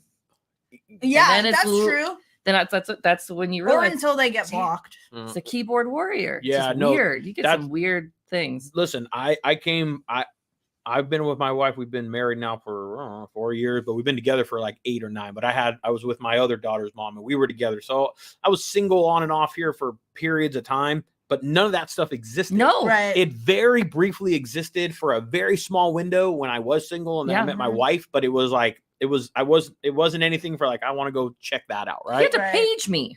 Yeah, he had to page me, and I had to call him back.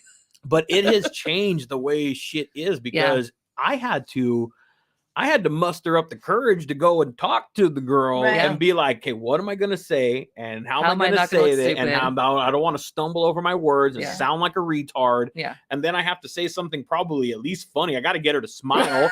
Like, what's that going to do if I just go, hi, I'm Ray? What the fuck? That ain't going to do shit. So on now, the other hand, though, like I think there's all these negatives to it, but like there are some positives to it sometimes. Like maybe you would reach out to somebody that you never would have the balls to in person, Yeah. maybe, No. or like Shoot your shot. there's this person that you Bingo. would have Yeah. you would have never met or known of any other way, or Yeah, oh you too. yeah, You too. exactly. You too. And And we vice should versa. have. We should have crossed paths 1,000 times Yeah. over our lifetime. But over social media, But over that stuff, it was is where you social guys media met. that brought us together. And the reason you're here is the same exact thing. Right. That's how I got introduced and knew about Yeah. you. So yes, absolutely. A lot of the guests that I've had and things of that sort, that's my connection to them is social media. So yes, it's great for that sense and we Yeah. love it, but it's also just put a whole Yeah. kink in a lot of different shit. I think Yeah. that's just life though too. Like there's pros and cons to Everything. everything. Yeah. Like But I people don't say some bold stuff nowadays. I feel like maybe they probably would have like kept it to themselves or maybe Yeah, like there's talk some- amongst yourselves. well, there's for, some about things that but- people will comment on, like something of mine, or send me a message, and I'm just like, Do you think about why that? did you like? What are you What do you gaining gain from from this? this? Yeah, what do you gain from this? Like Can I- why? Can I ask, like, just, I mean, I'm not, and this is like something that like from a dad side of, I got girls. yeah. So like from a dad side of things, what is it what's the most common thing that people are just coming at you with? Or is there something like, I'm not trying to be crude or, any of that stuff, but it's, I mean, I get dick pics all the time. really Yeah. this randomly, Random dick pics. Sometimes, yeah. really I mean, I have a through Instagram. They're just fucking like Yeah. here.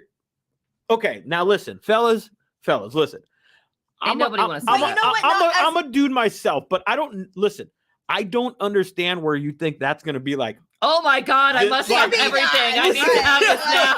I mean, Aaron just said it. Shoot your shot. I get it. Shoot your shot. But I not mean, your load, but- is all I'm saying.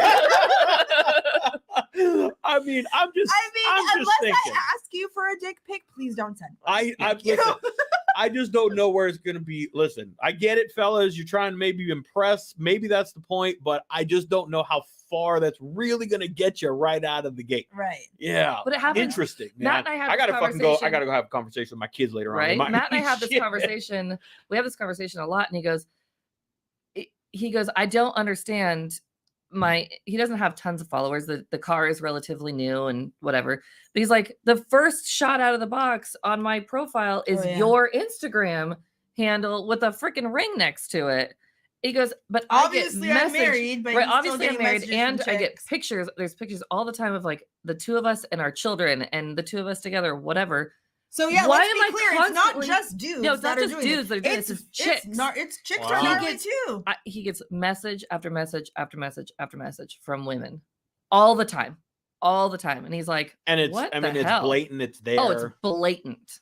But okay, there's also these women or these pages that are trying to get you to buy things. Oh yeah. You know, there's so those it's like too. subscribe here. Yeah. Or those, yes, those I can dismiss immediately because I Yeah, get that. because you know, see that- that like no followers, right. like 4 or pictures, even if they have a or lot of whatever. followers. but there's whatever, actual it's like Yeah, legitimate, like real. yeah. I mean, you I go know, through and I handle his Instagram page, so because he doesn't. I had to teach him how to post a story yesterday, just so we're all on the same page. It was really cute. So did he start a page like for his car? He Like, has- for she started it for him. yeah. He has he has 3 pages for 3 different cars of his. Oh, I see. Two And- of them are sold. No, Or one of them. One of them is sold. What does he have? We have a The wagon? 66 Lincoln Continental sedan. We have a 68 Plymouth Valiant. We have the 57 Chevy Bel Air, Oh, okay. and then we have a 4th one What's the 4th one? Can't say? No. Why? because I don't want to. Is it Stupid. No, I'm just kidding. It's a Stupid. 64 Pontiac GTO convertible, Oh, wow. Okay. the Twinkie. So you guys are definitely a car family. Yeah, there's And then there's 10, me. And By then myself. there's you. and then there's 10 With a classic cars on dog. our property right now. and a halfway finished truck. Oh, it's more than halfway. They're never There's- finished. They're never and finished. it's so much more than that.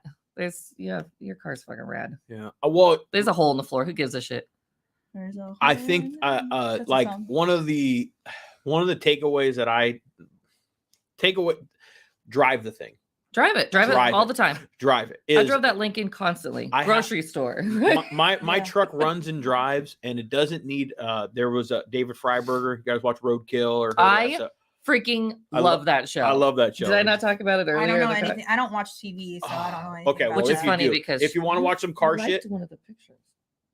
I went and looked at it, and I was like, "The blue color maybe Barbie liked this." Maybe I liked the picture. Doesn't mean I watched the show. It's the funniest freaking show. If you want to watch some like interesting car shit, it is absolutely hysterical. They do some like just gnarly, I mean, they do some really cool shit, some like wild builds, but they also just do some straight up redneck dumb Mexican shit. engineering, like I'm whatever you want to call it. They do one of my. Well, okay, then did you see did you see the episode where they were having to stop and put oil into the truck? And they were getting like 9 miles per quart of oil. And so they were, by the time they were measuring how many miles per gallon they were getting, but also how many miles per quart of oil. And the entire bed of the truck was filled with empty oil bottles. Wow. It was the funniest freaking, it was just burning through it and nobody could figure out where the hell it was going. It was burning. It was so freaking funny. I am going to have to fucking pull that one up. Everywhere. Yeah, it's called Roadkill. It's called Roadkill. Oh, it's different people every. No. It's the same 2 guys. Where are they? A couple of other guys. A couple other guys. Yeah. I think one of them is in California. I think one of them lives in California. David Freiberger. He's here in Southern California. Yeah, he's in Southern California. The other one's a couple like other a good time. It's so one of my favorite episodes is they drove their truck and pulled a boat to a lake. And they, in the parking lot, they took the engine, the 350, out of the truck and installed it in the boat, put the boat in the water, drove it, came back out, took the engine back out of the boat and put it back in the truck and drove it home. Yeah. And they always make these, they take these vehicles and you have like a gremlin mixed with a something. And then they make up a name for it. See, I need to marry a man like that. I would love for you to marry a man like that because this shit is hilarious. I'm available. Just don't send me a dick pic out the first. Yeah. Maybe at least come in with like a little bio at first. There was one where they were like in North Dakota and they were like in they had to like drive in sleeping bags and then they bought a generator, strapped the generator to the back of the trunk and then put a extension cord from the generator into the car and plugged it into space heaters so they could drive down the road with it. It's so freaking funny. They get gangster with it. It's a good MacGyver show. times a million. Next time you watch TV. I fucking love MacGyver. Try it. Yeah, it's exactly what it is. The last time that I actually watched TV is probably MacGyver. Really? You're not a TV watcher? That's a lie. I used to watch The Real Housewives all the time. But no, I don't really watch TV. I haven't watched TV in a long time. I mean, Netflix, of course, Hulu. I have turned the TV on. I've seen a movie here and there in the background, but so what do you do besides working on the cars then and the shop and stuff? If it's not TV relaxing, or what is it spare time? What hobbies are outside of cars? Or is it all cars? She works a lot. You work a lot? Yeah. Are you a workaholic? No, I mean, I wouldn't call myself a workaholic. I just I stay very busy. Quick, call my phone. Why? Oh. Uh-oh, what happened? This is what happens. Oh no. You're live. Let's see. Here we go. Wait, I only have it on FaceTime. It's doing that. Is that happening on that? No, you have to do it on the regular phone. By the way, I fucking hate that tone. I'm sorry. Can you please, like, I'm with you all the time, so I can hear it too. Like, can you please change your what is that one? It's some Irish jig song, and it's so fucking annoying. It's from I don't care. It sucks. It's so annoying. From the movie Brave. I don't know the No, movie. it's not. I lied. Are you Irish? My husband is. Okay. I'm Hungarian. Just turn it off. It is so annoying. Okay, now it's not even funny anymore. I want to hear. What do you have to do? FaceTimer? What do I have to, okay, yeah. Oh, wait, Whoa, no, what happened? I'm calling you. You told me to call you. It's because it says I have 6 jobs. Because she has 6 fucking jobs. Well, she had 6 jobs. I do a lot of things, but What are you doing? So you're working at what shop are you at right now? What's the name of the shop you're at right now? right now I work at South County Auto Salon in Okay. Costa Mesa. Okay. And so how many jobs you got? What else are you doing? That's my only paying job. Okay. Really, right now. But that's my main source of income, if you will. We live in California. We live in Southern California. And sadly, I hate to say that, but usually we have to have more than one hustle around this motherfucker. I mean, I do a lot of other things here and there. I during the summer I bartend. I used to bartend a lot more, but when I started school at the Fab School, it was just I was too burnt out from working till 2 a.m. I just couldn't do that and then drive an hour and a half to school, and it was just too much. So I had to stop doing that. But in the summer I'll bartend at Sea Salt in Huntington Beach. Okay. Super fun. And then like right now that's pretty much all I'm doing for work is SoCo. But I've worked with John Moss at Brass Junkie. I worked at HG Suspension, doing some production MIG welding there.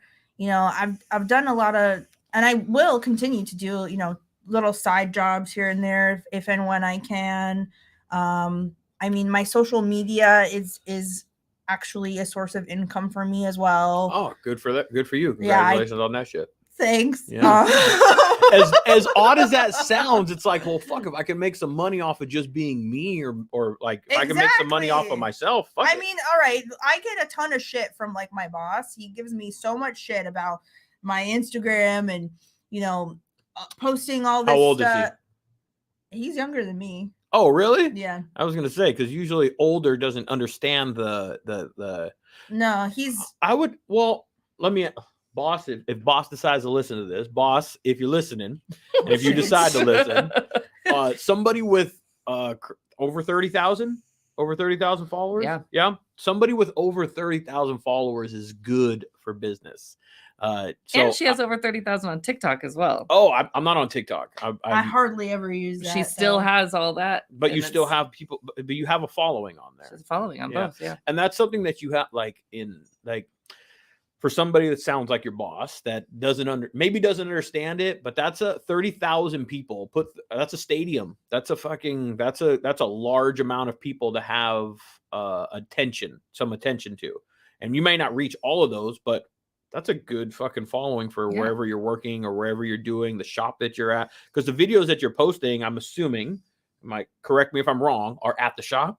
Yeah, most of them. Yeah. So and you're showcasing and showing the style of work that you're doing and the quality of work that you're doing. So on my side of it, I'm like, well, keep posting that fucking shit. Just make sure that you put the location. I don't know, whatever. Help out your fucking boss in that sense. But good for you on that shit. Thanks. I'm very proud of her. Yeah, I would.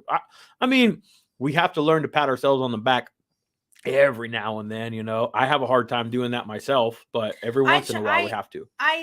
I try very hard to remain grateful and humble and teachable, and I never want to be one of those people that I don't want to be a poser. I'm very open and honest and transparent that I am still learning. I am very new in this business. I still have a lot to learn. I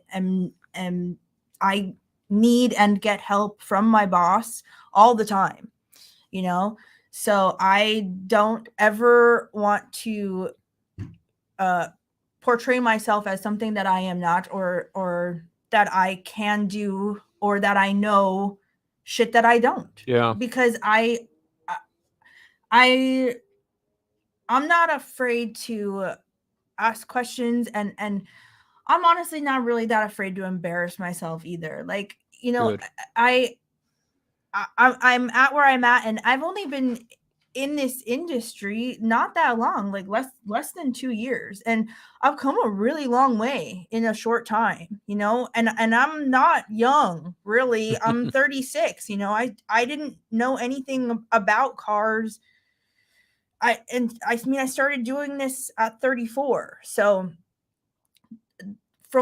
and I'm newly sober kind of too, you know, 2.5 years ago, I was in my room smoking meth by myself and I had no friends and nobody knew who I was. So like somebody asked me the other day, where do you see yourself in 5 years or in 10 years? And, you know, I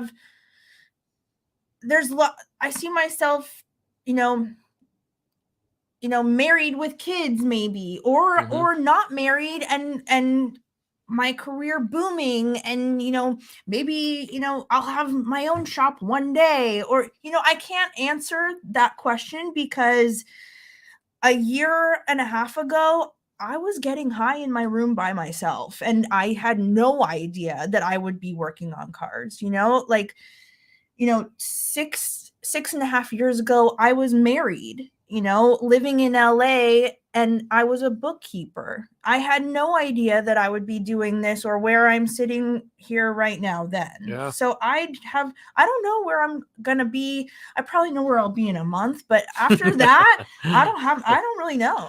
And that's all right though. You know, that's okay, especially if you're still, like in your case right now, still maybe just trying to find yourself, plant your feet, land your feet in the industry that you're now involved in. And you know, because you've dived in head first. I mean, you're taking courses and you're MIG welding and doing a bunch of different stuff and fabrication and metalwork and stuff. So the possibilities are endless. I think it's good for you that you're not like, that you don't have, it's all right to have a good set idea, but you know, it sounds like the cars and the fabrication, if I'm looking at the timing from when you're getting high and fucking around or doing whatever it is that you're doing, the cars seem to have like maybe been a meditation, or I don't know, something to suck you out of that hole. I've said this before, that my truck saved my life. No doubt about it. My truck gave me purpose. It gave me direction. It gave me motivation. And it you know, working on my truck gave me a job to go to every day that I was excited about. It gave me, you know, I had a goal, you know, and it was for me, you know, it wasn't somebody else's either. So that made it even more motivating, you know? Yeah. And so my truck had a lot to do with me not only getting sober, but with me finding a new career, a new lust or passion for life, a new group of friends, a new community that I feel that I finally belong in and I'm accepted in. And I'm like, oh, I feel it. She feels it. Yeah, that's all right. Shit, keep it real. That's what the fuck we do around this motherfucker. I'm not gonna cry. Hey, that's all right though. I was like, shut the fuck up. Don't do it. You had me. I was reeled in, baby. I was like, oh shit, we're going. We're diving. Yes. Hey, I know we've talked about this all the time. It's like had all of these little things. I never wanted that car. By the way, the Lincoln, I didn't buy that car for myself. I bought that car for my husband. Really? Yeah, I bought that car for my husband. I never wanted a Lincoln. I thought it was not my thing. I'm a muscle car girl through and through. I never wanted that car. That's a cruiser. It's a cruiser. I never wanted it. And I bought it for him, and he's 6'5", and I bought him the other one too, the 66, and I liked the 66 on him better. And he looked big, and like he sits in the car and it's like this. And I was like, fuck it. I'm going to take this car that I paid for and paint it whatever the fuck I'm color going to paint want. whatever the fuck color I want. I'm going to do. I said, actually, what I said to him was not that, but I said to him, I'm going to take this car, which he will tell every single person. What she said was, I bought this for you, but it's going to be mine. But now it's going to be mine. So he'll be like, oh, you mean you stole it every single time? So, oh, you mean the car you stole? I had it for 5 fucking days, Aaron. I said to him, I'm going to make this car really special. That's what I'm going to do. And I did exactly what I wanted to do. But, and I've said this over and over and over again, had it not been for the car community, I wouldn't have met Lindsey. I wouldn't have met so many different people that I've gotten so incredibly freaking close with. Jose Ybarra of Ybarra Customs and I are like super tight. John Hansen, he has the 50. Yeah. So like there's so many different people. And it's really funny when you talk to people where you're like, you're communicating in Instagram handles. Yeah. I which know. is When you absolutely meet them in hysterical. person, you're like, Yeah, I was doing this with Matt You're from like, Matt "Oh, Black Unicorn. I did this with him the 1959 other day. Aftermath, that's you?" Right, I did this with him the other day. I'm sitting there talking. He goes, "Which car does he have? What's his Instagram handle?" Yeah. Yep. I I was know. like, "Oh my god, why It's- do we talk about people like this?" It's an alias of ours now. Right. That's Or what it is. I'm like, Tony, Pro Touring Nova. Yeah. or 73 Black Panther. Right, 70 or Which 70. Tony are which we Tony? talking about? Pro Touring Nova or 73 Black Pantera? It's so funny to see that that's how we communicate with each other. But like, there are so many different people that I am so incredibly happy that I met. Like, if they did not, I would be so sad if I did not have these people in my lives anymore. The car community is different. It's different. It's different than the Harley community. It's different. It's a tighter knit one, I think. The Harley community, the motorcycle one, could be a little. It can be very, I don't know, like not at each other's. That's a very good way to put it. It can be very cliquey. Well, car world can be cliquey too. Ego. The car world can be we cliquey have too. I only know the community that we're in, but from what I've heard from a lot of other people and What you've seen. what I've seen, you know, on the as an outsider, whatever, it can be not that. It can be very judgmental. Yeah. It can Totally be have a beer very. Yeah, you said bring one. I forgot I was even there. I was hiding Now behind you the need water. a drink. Now you need a drink, right? It can be very judgmental. It can be very mean. It can Mhm. be very just Snooty sometimes. Well, I mean, motorcycles, Harleys are expensive too, but not car expensive. Car, you know, Lincolns and, you know, Jimmys and, you know, Mustangs, complete overhauls on them are not cheap. So yeah, I get it. Yeah. And you get people like just there's a difference between like giving you shit over your car not being perfect Mm. and then giving you shit but like meaning because you're an asshole. Like nitpicking. You see, you see little you see sometimes like that. my truck is not perfect. It has rust. It has, you know, it's like some of the it's not fucking perfect. But The dog is fully stuck under the Oh my god. I gotta take a picture of this. Oh, you're gonna miss it. You're gonna miss it. Shit. Oh, wait, I paid Oh, you missed it. Yeah. That was funny. Her, do it again. But yeah, I mean it's Do it again. it's a funny world. But yeah, our like donut derelicts group and like the quarantine cruise group is I don't know. Like it's really funny because I the said Donut Derelicts and the Quarantine Cruise Group are some exceptional people, though. exceptionally wonderful humans. Wonderful humans. Wonderful humans. Wonderful humans. There's a difference. Like for me, the separation is: are you a culture person, or are you just a, you know, hobby person? Yeah. You know, that for me is always the dividing factor. Yeah. When it comes to cars or motorcycles, whatever, like you're on the culture side of it. You're learning the culture side of it. You're getting more involved, I guess, Lindsey, in the culture side. But even when I had all those cars before, I never went to car shows. I just drove them. I didn't go to but I guess there's I also had a difference if you work in the industry as well. yeah, of course, which I don't. Of course.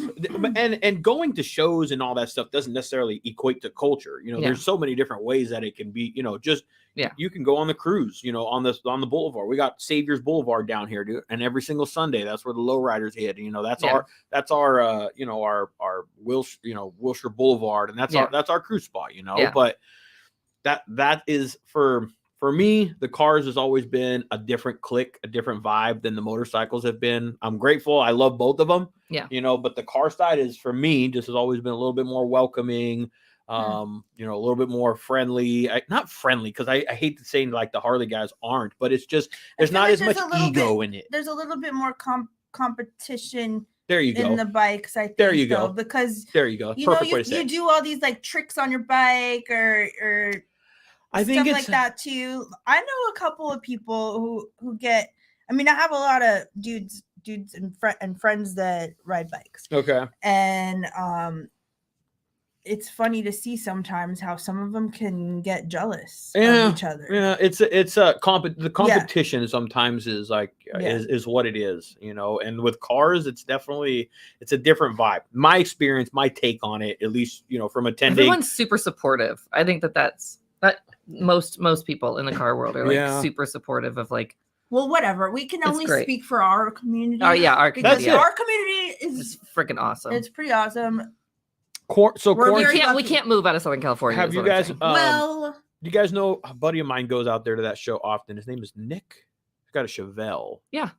Nick B. Yep. And yes. his wife. We know. Yeah. Kelly. We love Kelly them. and Nick. Yeah, right? there you go. Yeah, Kelly. they ride motorcycles. We love also. Kelly and Nick. Yes. He's got a Chevelle. Does she? Oh no, I don't think she has. Kelly rides a bike. Yeah. Kelly rides. She rides She's a got a bike. Dyna. And she's a great passenger in the car. in the car. She can has her drive own- too. Well, I know she can drive. Well, yeah, of course. I'm just saying she doesn't have a classic. She has a motorcycle. Well, they're married now, so it's So she has a classic. That's their from outside. But she's like a badass rider. She's like this tiny little thing. Kelly is one of my most favorite people. She's lovely. Kelly is. You're good friends with her? I'm pretty good friends with her. Okay. Kelly is the fun. We have She's the hysterical. best time together. She is so much fun. She's always down for anything. Her and Nick are just freaking fantastic. Stand up, super rad people. Nick's a good guy. I've been trying to not trying to, but him and I have just trying to work out schedules that I wanted him to come and hang out. Yeah. You know, Make sure he brings Kelly. She's a hoot. Yes. I think I told him. I said, bring the wife, bring whoever. I always offer, bring a friend, you know, because it just makes it a little bit easier, more comfortable, you know. But definitely have the two of them on because they are so funny and they're such a great couple. They're like the epitome power couple. I feel they're great. And Nick Chevelle is sick. It's a clean looking Chevelle. Yeah, that silver black hood. Mm-hmm. Yeah, it's a very nice. He's had it for as long as I've known him. He's had it. Do you guys know how long he's had it? As long as I've known him, he's had it also. Yeah, it's a nice look. Is he out there often? Every single time. They come. She didn't come last time. She was sick last time. Yeah, she was sick last time. Or she slept in or something like that. But he was there. They come pretty much every cruise. Pretty much, yeah. I need to make it out there. You have to. I highly recommend. I'll ride out there because I think they. Another buddy of mine. Throw the bike in the Denali. You can sleep over. I have a guest house. You're good. Yeah, Aaron has a whole ass guest house. I think a buddy of mine was saying that they had section for some bikes now or something. Yeah, they're bringing some bikes down in there now. Yeah, I think they always come late. Dylan. I feel like Beasley always shows up late. Well, you can't. It's not all his fault. What time does it start? What 7. Okay, so 7, and then you cruise at 9. Yeah. Start at 7, cruise at 9. Yeah. And then how long's a cruise? It depends where we cruise to. Yeah. Like it's tomorrow, a different route every time. Tomorrow it's from Costa Mesa, SoCo in the mix, and then we're going to the Long Beach Exchange, which is the furthest one we've gone to. The furthest cruise that we've had so far. Usually it's not as far, but this is a really good spot. And I actually we've had this discussion about how the distance that this one is. It's the first time we ever did it was like July. Oh, to this spot. And it was like and we were 100,000 degrees. Ain't nobody got air conditioning. However, and then I'm thinking to myself, dude, there's people like Tony 73 Black Pantera who come from Arizona just to go to the quarantine cruise to cruise this 10 miles or whatever. And I'm complaining about going 15 miles. Like, get real, Lindsey. Right. Like, I was just dying. They live it. Like, it was very, very hot. And we had never made that drive before. So when you're like, what is Sam is taking so goddamn, where are we going? Yeah. And it's like out by the airport. And so when you get there, you're like, so it's just a new spot thing. You're like, what the hell's happening? I like this spot. But I really like this spot. Like, you find the spots that you really love, and then you find the spots that you're like not super excited about. I'm not super excited. Well, I won't say that actually. I've never been to Rosie's Dog Beach. I've been there, like but I've never been there as a. But they also have to find spots that it can accommodate all these damn cars too, right? Yeah, you can't at a time on a Sunday. Yeah. That's at a time that's a Sunday that doesn't have like people all up in it. Yeah. Sunday's a family day. There'll be people out all over the all the brunching. Yeah. Yeah. No, it sounds like a good time. I need to get my truck It's down. so Or much I'll fun. ride down there probably is better because my Do truck. whatever. Yeah. But just make it. But I do. Yeah. And so is it tomorrow's what, the third? Is it like the third Sunday? Is that what I'm hearing? It varies. It's I think it varies. It's usually towards the end of the month. Okay. But Middle- with yeah. Thanksgiving and Christmas. Yeah. Yeah. Holidays coming up. Yeah. Yeah, And so it's a little bit. and it's Cruisin' PCH. And I think on Instagram it's spelled with a Q. Q, right? Yeah. Yeah. It's QRI or something. Or there you go. Hold on, I have to spell it out. QUIRI. But that's not how it is on the. Yeah. I think it's on Instagram. I think I'm it's like dyslexic, so- QR something. Yeah, I think it's something like that. But it's a really good. It looks like a really good fucking time. QRUISINPCH. There you go. Cruise in PCH. There Yeah. you go. And you guys have your cars out there every single weekend. That's Uh, your or not every weekend, every month. Every month. That's your guys' spot. That's like I'm going. Yeah. Yeah. As long as we have a car or it's running, we're there. Yeah, and I'm sure you're gonna find some hoopties, and you're gonna find some really nice stuff. You're gonna find a That's the mixture best of thing about everything. quarantine cruise is there is a Such a mixture of cool everything, mixture. and there's no you can bring anything without feeling any kind of way. That's like, awesome. And even like everybody- people bring like 2022 Corvettes. Yeah, It or does- or or- like really shit boxes. Shit boxes. Yeah. There's shit boxes. And it's I like those too. Yeah, Yeah. it's like bring it. Yeah, bring Yeah. it. Whatever. Or you stuff got, you just see, it's bring like it. it looks like shit, and then you pop the hood and you're like, oh, okay, never mind. Yeah, Yeah, you get all- totally. I think hopefully I'm saying it right. Marconi Museum. Mhm. Is that he brings a different car out every single month, like Oh, from the that's museum, cool. which is cool. And then you get like 3 to 5 super birds. When do you see Wow. one super bird, let alone Yeah. Really? 5? True. Wow, that's pretty cool. It's very cool. Yeah, so it's you very, can very you, cool. you can show up to something like this. It's family friendly. I'm Oh sure. yeah, I bring Jolie every I time. bring my kids. Yeah, I want. That's what I'm saying. I'm trying to bring my kids up in the environment, in the Yeah. atmosphere, Yeah. car shows. Yeah. I take them. We have a stunt lot over here. Actually, I just went over there last night. A couple of my buddies are out there wheeling burnouts. That's their stunt lot. They're stunners, and I take my kids out there during the summertime. But the family will take their pizzas out there, just back up, and you just sit there and watch guys do donuts, burn out, Yeah. they change their tires in their car and stuff, and then just go out there and have fun again. Yeah. Yeah, it was fun. My 10-year-old said to my husband yesterday, he goes, because we had talked about the fact that, he's about to turn 11, just a few years away from starting to drive. Yep. And he goes, you know what? I don't really care about modern cars. My husband's like, You're like, okay. you are my child. My husband's like, okay, well, like, what cars do you like? Do you not care about some of it? Because we have the Yukon Denali XL, and then I have a Porsche Cayenne, like an older Porsche Cayenne. And he goes, if the Porsche was to leave tomorrow, I wouldn't care. I'm like, that thing is fast as fuck, but okay. All right. And he's like, I don't care. He's like, I'd rather drive the wagon. I'd rather drive the Lincoln. We have a couple of Cadillacs there. He's like, I'd rather drive any of those things. I don't care. They really want to drive the monster truck. They really want to drive the monster truck. So- They're gonna have to wait until they're older and more responsible before they drive a lifted truck that could possibly tip over. Something just- with character. Cars just don't have they don't have the same character and the same, flavor that they had. No, they all come in the same 5 color options. They Yeah. all are plastic shit. It's all the same. Yeah. It's all the same thing. How do you guys feel about Teslas? I just sold my Tesla. You have a Tesla? I Or had a Tesla. Had a Yep. Tesla. Is that the future? Electronic or I electronic? mean, Electric? If we're gonna be honest, it probably unfortunately is. yeah, unfortunately, but I hate to hear that. I it's do gross. too. I hate to admit it. I know.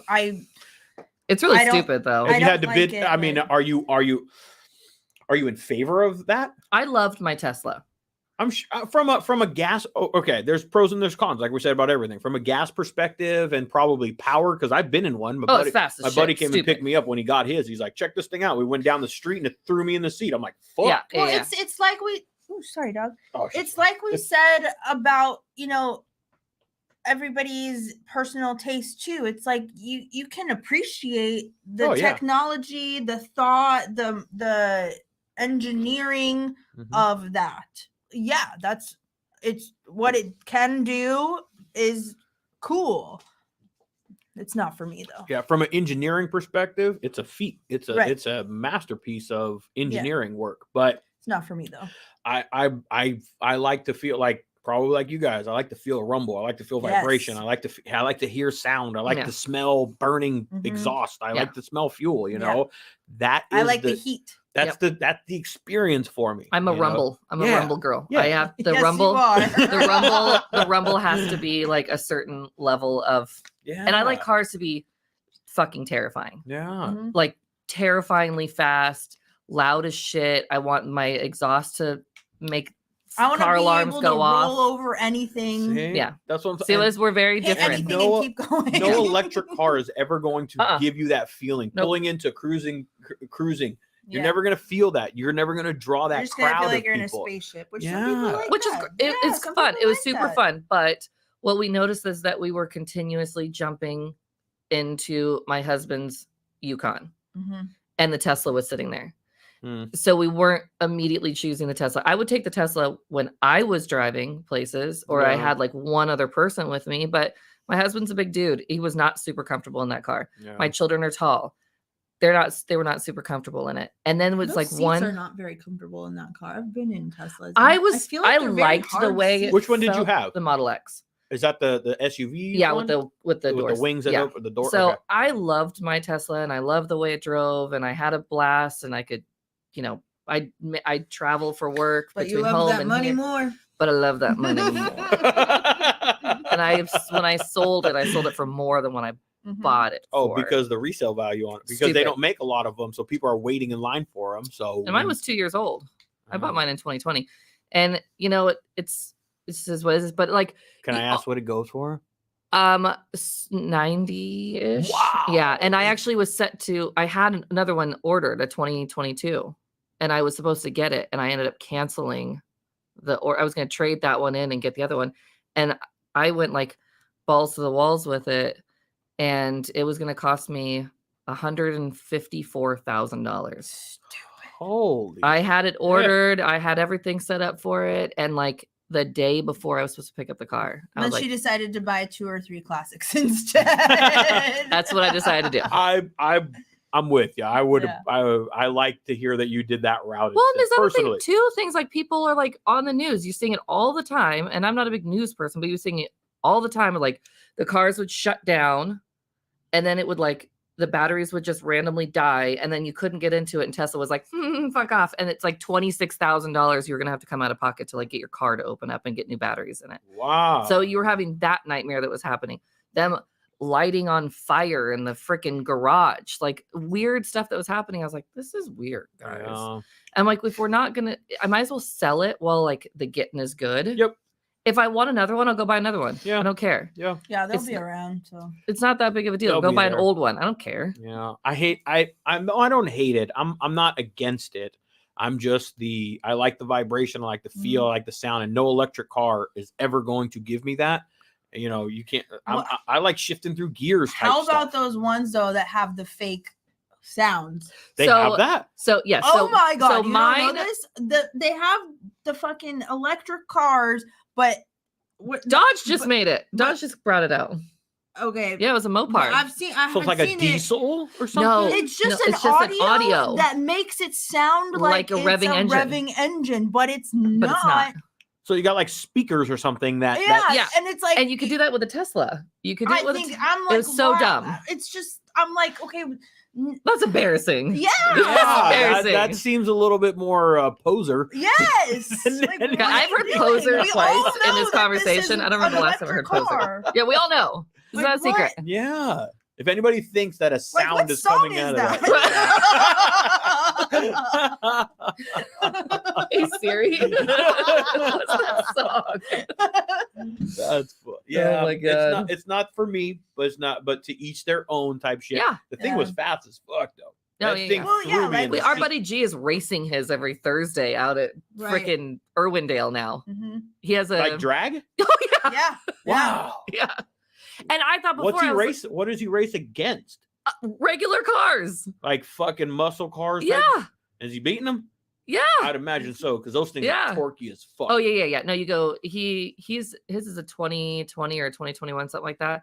And he has the I think he has a Model S, and that thing is stupid fast. But mine but my Model X was 0 to 60 in 2.6 seconds. Yeah, see, there's you have experience behind a wheel, so I'm sure that you can like figure out how to handle that. Yes, there's a lot of people who that are driving that that have no fucking idea Well, what to do with that power. I actually ran into this the other day. I was driving, I don't remember the hell I was driving. Anyways, I was driving down the road, and this lady in her Tesla, because if you have it on auto drive and you put your turn signal on, the car will move over. Now the car has cameras everywhere, so it notifies you if there's a car coming up and it won't move you over. But people put too much trust in the vehicle itself. And so I feel like a car that drives itself is recipe for disaster for some people. Recipe For some people. Yes. Yeah. So if you don't know what the hell you're doing, but they put 1,000% of their trust into this car and just assume. And this car was like, I'm coming into you. I'm like, that would have been an expensive mistake for you big dumbass. But she didn't even turn and like look and like I could see her. I'm looking down at her. She doesn't turn and look in the mirror. She doesn't turn and look behind. Nothing. She just going. Yeah. I'm like, bitch, come on. I know. Yeah, it's scary. We have a stupid we have a Telluride, and we have I don't know, like we've gone to Vegas. And when it's like you can put on this little lane thing and you just put the cruise control on. Yeah. Even that, I'm like, I'm sketch. I'm like got my hand fucking like on the steering wheel. It's a like reactive cruise control or something like that. On a stretch like that, it does perfect because it stays right in between the lanes and it's on a straight highway and there's nobody really around me, but I'm still got like one hand on the damn wheel because I'm like, I don't trust this thing. Yeah. But it's a trip because it captures the car in front of me. It'll slow down to keep me at like a certain distance. Even if I got the cruise control set to like when we were ripping last time, we were doing like 90 on the way out there. Yeah. So, but what it would do is when it would catch a car, it would like stop me and it'd give me out to like 75, still cruise control. But then when that car would like maybe slide over, yeah, we have that on the Yukon too. Yeah, I was like, oh, trip out. I never use that shit here when we're driving around town. Oh, no. But like I was tripping out on that shit. I'm like, man, technology. I'm like, we're like Jetson shit now. We've kind of reached some of the Jetson shit that we never thought we'd be hit. Except I totally watched Back to the Future the other day, and like, we still don't have hoverboards. That's all I'm saying. And we were supposed to have hoverboards by like 2020. We don't have hoverboard yet. Not like the ones in Back to the Future. All right. Well, Lindsey, we're coming up here on 2 hours. I think a good way to, I know it goes by pretty quick. It's actually good. Let's, you want to finish up with some questions from the stuff that we had posted on your thing? Sure, you want to finish up with some of that stuff? Yeah, let's do a little Q&A. Let me see if I think it's this one right here. Do a little kind of a Q&A session because I thought there were some pretty good questions that came out of this. Okay. We've kind of touched on this one. This was one that I wanted to touch on because I have girls. What's it like kind of to be a female in kind of the hot rod industry? It's probably exactly what you think it's like. Tough? Would that be what would you describe it as?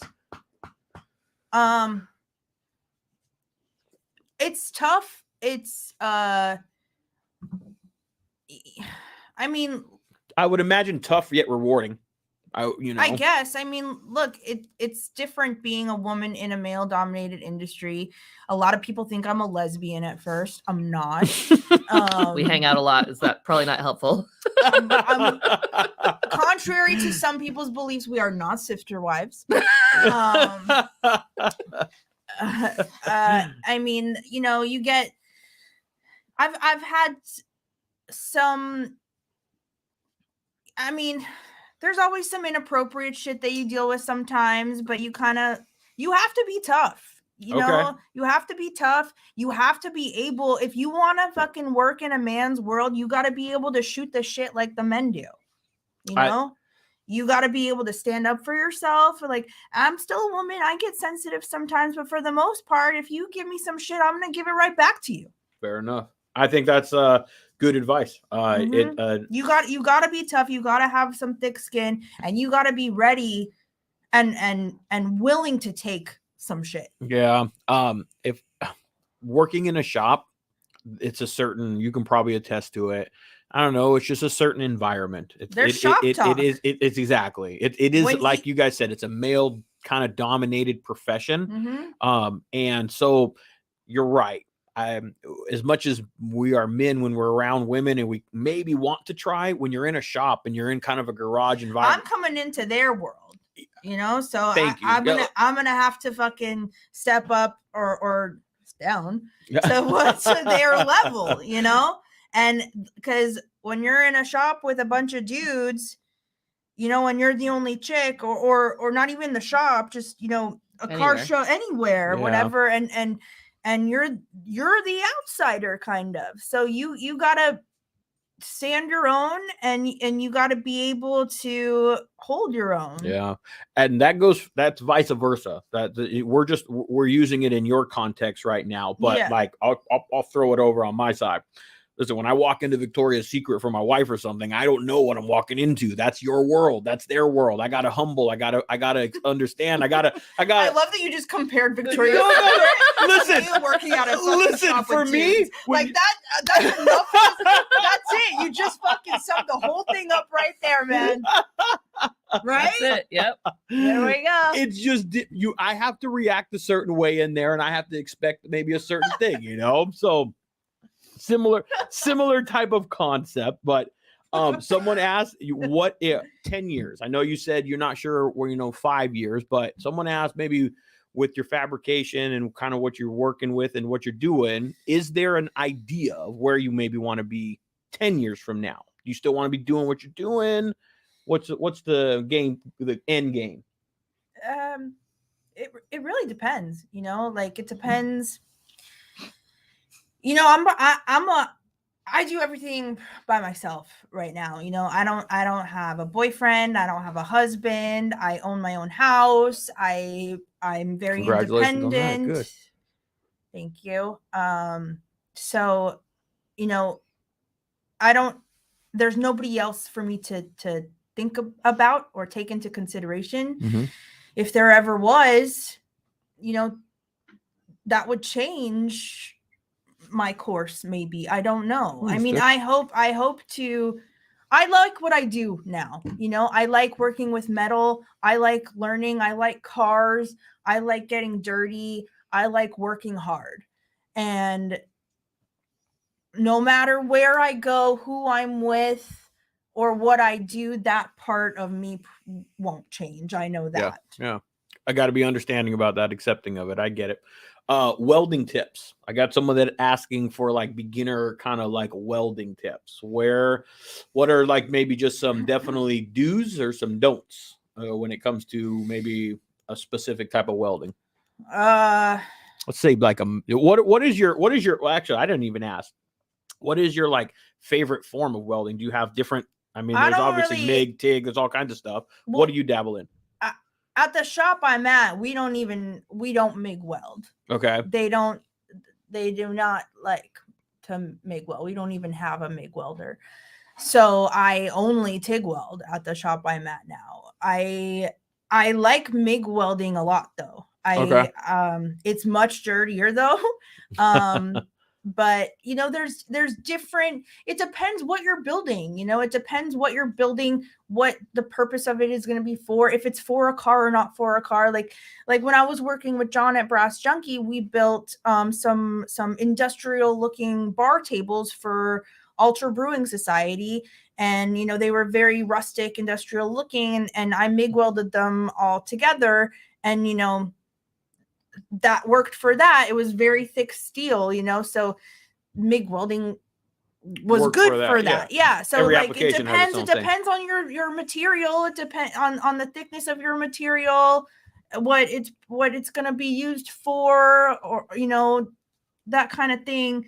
I mean, I don't really have one or the other that I prefer. It depends what it's gonna be for, kind of. Yeah. Every structure has its own need, I guess, you know. Yeah. I mean, I will say I wish I did some more MIG welding, because I only really get to do TIG welding at my shop, and I like to MIG weld. So is like, can you explain maybe to the people that what's the difference between a MIG and a TIG welding? Well, with TIG welding, you have a filler rod and your torch, and you're feeding the filler rod into your puddle. With MIG welding, it's a gun, and you're the wire is coming out of the gun, and so you're creating the puddle as you go while the wire's coming out of the gun. Yeah. So you're not feeding it like you are with TIG. And you prefer the MIG one? You I don't prefer it. It's just a lot. I mean, TIG. I don't know. Like a lot of people say TIG welding is harder. I don't know if that's true. I mean, for me personally, TIG welding is trickier. I think there's more of an art to it. But I mean, a lot of people, some people only know how to TIG weld, or some people only know how to MIG weld. I mean, it's just where the need is at and shit, you know. My dad's been welding for 40 years. He's basically so excited that he has a third daughter. He's basically adopted. And he has like tens of thousands of dollars worth of welding equipment. I'm 99.9% sure the will has been changed. All of it's going to Lindsey. He's like, I love her. I was like, because she can weld. Yeah. I see. Did you ever? I've never welded anything in my entire life. And your dad's a welder for my dad 40 years? It's part of his job. He has to, he does special effects pyrotechnics. Oh, that's right. So how come you never picked up a torch or picked up a gun? Probably because he wouldn't let me. I don't know. Okay. Like, but you did. But you never needed to. I never needed to. Well, there's that. But you yourself never took a real interest or anything in it. No, just being around it, or you know. She grew up like her dad had cars and stuff growing up, and like racing stuff like that. So she knows a lot more about engines and cars and themselves and mechanics of them, mechanics of them, or but fabricating. I'll call one of them. You're more of a something. Gearhead kind of person. I tend to lean more towards the fabrication side. So I mean, together we are the perfect. We could rule the world. There you go. Yeah. Power duo, right? Right. It's incredible. That's it. All right, and I think this is a good way to end it. We obviously touched on it, but for any women, any females that want to get into the industry, whether it's metal, whether it's paint and body, just within the industry, what advice would you kind of offer them to maybe where to start? Any advice you would offer them? Start. Okay. Even if you're not a woman, if you want to get into the industry, go to car shows. Don't be afraid to talk to people. Don't be afraid to ask questions. Introduce yourself to people. Get to know people. Networking is essential. Yeah, it's so essential. And car guys love talking about cars. And they love talking about their own cars. Yeah, you know? So I mean, that's how I started. Honestly, I started by going to Donut Derelicts. That was the first car show I'd ever been to. And then I started going to the quarantine cruise, and almost all of my friends, actually pretty much almost all my friends, are from one of those two places. And I have gotten all of my jobs, everything that I have done fabrication wise or whatever, has been because of something or someone I knew from one of those places. People, at least in our community at those shows, want to help you. Yep. People want to help you. They want to network, whatever. So go to car shows. And they're really helpful with us too. Ask questions. Yeah. And don't be afraid to ask questions, and don't be afraid to embarrass yourself. Because you're going to. Yeah. You're gonna look stupid, and you're that's gonna totally look okay. stupid, and it's gonna be okay. That is solid advice, because when something's new, how are you gonna know? How are you gonna learn? How is anybody gonna expect to know? You can't know everything when something's new, and if you have a true interest in it, and you really do have a passion or desire to want to learn about it or be involved in it, the only way to do that is to go and be forthcoming about it. Nobody's gonna hand it to you. You gotta go get it. Bingo. Yep. I think that's exactly that's a perfect way to put it. I still ask questions. I mean, Dylan, for example. Dylan is he's 13. Dylan is this 13-year-old kid who he's like a nephew to me. I love this kid. I go, like this morning we went to Donuts, and I've learned so much from him. He knows like so much. He is like an encyclopedia of cars. He has he's rocking Cruise 55 on Instagram. He has almost 40,000 followers. Wow. He And knows- this kid's 13. He's 13 years 13. old. He's He building. just turned 13. Wow. Yeah, and he does all these bike builds Yep. and stuff. He's Go-karts. Yeah, and- go-karts. He's the coolest kid He's ever. the coolest kid ever. And I learn a lot from him. I will walk around. I would much rather walk around a car show with Dylan than some of these other fools. Mhm. I get you. You know what I mean? Because number one, it started out because I wasn't afraid to embarrass myself with a 12-year-old or an 11-year-old when I met him, however old he was. And he was excited that I was asking him questions. So it helped both of us, to Yeah. be quite honest. And you know, I've created this relationship with this kid that you know, now he'll text me pictures of the bike that he's working on, and he'll be like, we're gonna ride this at the next donuts. I'm like, hell yeah, let's do it. And you know, that's just one example, but you know, don't be afraid to ask questions. Learn from whoever you can. you will you can Yeah. talk to. Be a sponge, and that's a perfect example. A 36-year-old learning from a 13-year-old. Exactly. Like, yeah, and you- I'm not ashamed to say it. And Yeah. I'm not ashamed to say it. I am No. proud to say it actually, because Dylan is Why is he such an encyclopedia? Is his dad or his like what is he just from the jump? Dylan's always been into He's cars, always been into but cars. his dad Okay. Jason is very involved in the car community as Mhm. I well. got you. He's always been into cars, Been around him all his classic life cars. then. Jason takes him to Everywhere. Yeah, everywhere. every different show, and They have he's like the best. and he's dad. like his grandfather owns a farm, and That's Mhm. cool. so he was like out there learning how to drive when he was really young, just like any other kid who grew up on tractors, on tractors and shit, stuff yeah. like that. Yeah. My kids think he's the greatest thing since sliced bread. Mhm. I was lucky enough to have Dylan come with me in the Lincoln for his 13th birthday. His Mhm. 13th birthday was on a quarantine cruise day. Yeah, And Oh, I wow. he had never been in a Lincoln before ever, and I got to take him for the entire cruise, and we had the best time. And I The was best jealous, time. but the only reason he didn't go with me was because I was picking up his birthday cake on the way there. Oh, okay. Fair enough. Ouch. Fair enough. Fair enough. Ouch. But a Lincoln. He was. I will say I He's was gotten to jealous. go I was jealous that he was so excited to go in your Lincoln. But though. he's gotten to go with you several I know times. he's because he's already been in my truck several million times. times. So it's over. So it's old news now. Oh yeah, yeah. And that was the last quarantine cruise That you had your that car. I had the Lincoln. Yeah, Yep, it was the very last one. Yep. Because Cam approached me on that day. that's right. Oh, Right he was after at, the he was cruise. at the show. No, he DM'd me on Instagram. Yeah, So I don't even know what that asked. How did that? He just saw he the saw car her on car Instagram. on Car, Instagram and and, he was found like, me. "Hey, I want to buy that." Actually, So it started it off with wasn't even even- weirder than that. it It was like, wasn't hey, I even want to for ask you sale. a question. And I was like, from Cam Newton. I was Mhm. like, this is going to turn out weird. I just have a feeling. And then it wasn't. It was like, hey, I want to buy your car. And I was like, Here's the price. I'm very excited for you. Good for you. I'm at a show. I'm at a cruise. Like, I don't have time for this. And I kind of blew him off. And then I responded back to him like hours later, and I gave him a price. And he was kind of a dick about it, to be honest. And Really? then he immediately called me. He was like, what's your number? And he called me, and the very first thing he did was apologize to me for giving me attitude. The very first thing. Okay. He was like, I didn't mean to. I hope I didn't ruin our relationship, and He I just really want to wanted that fucking apologize. Car. Just wanted that car.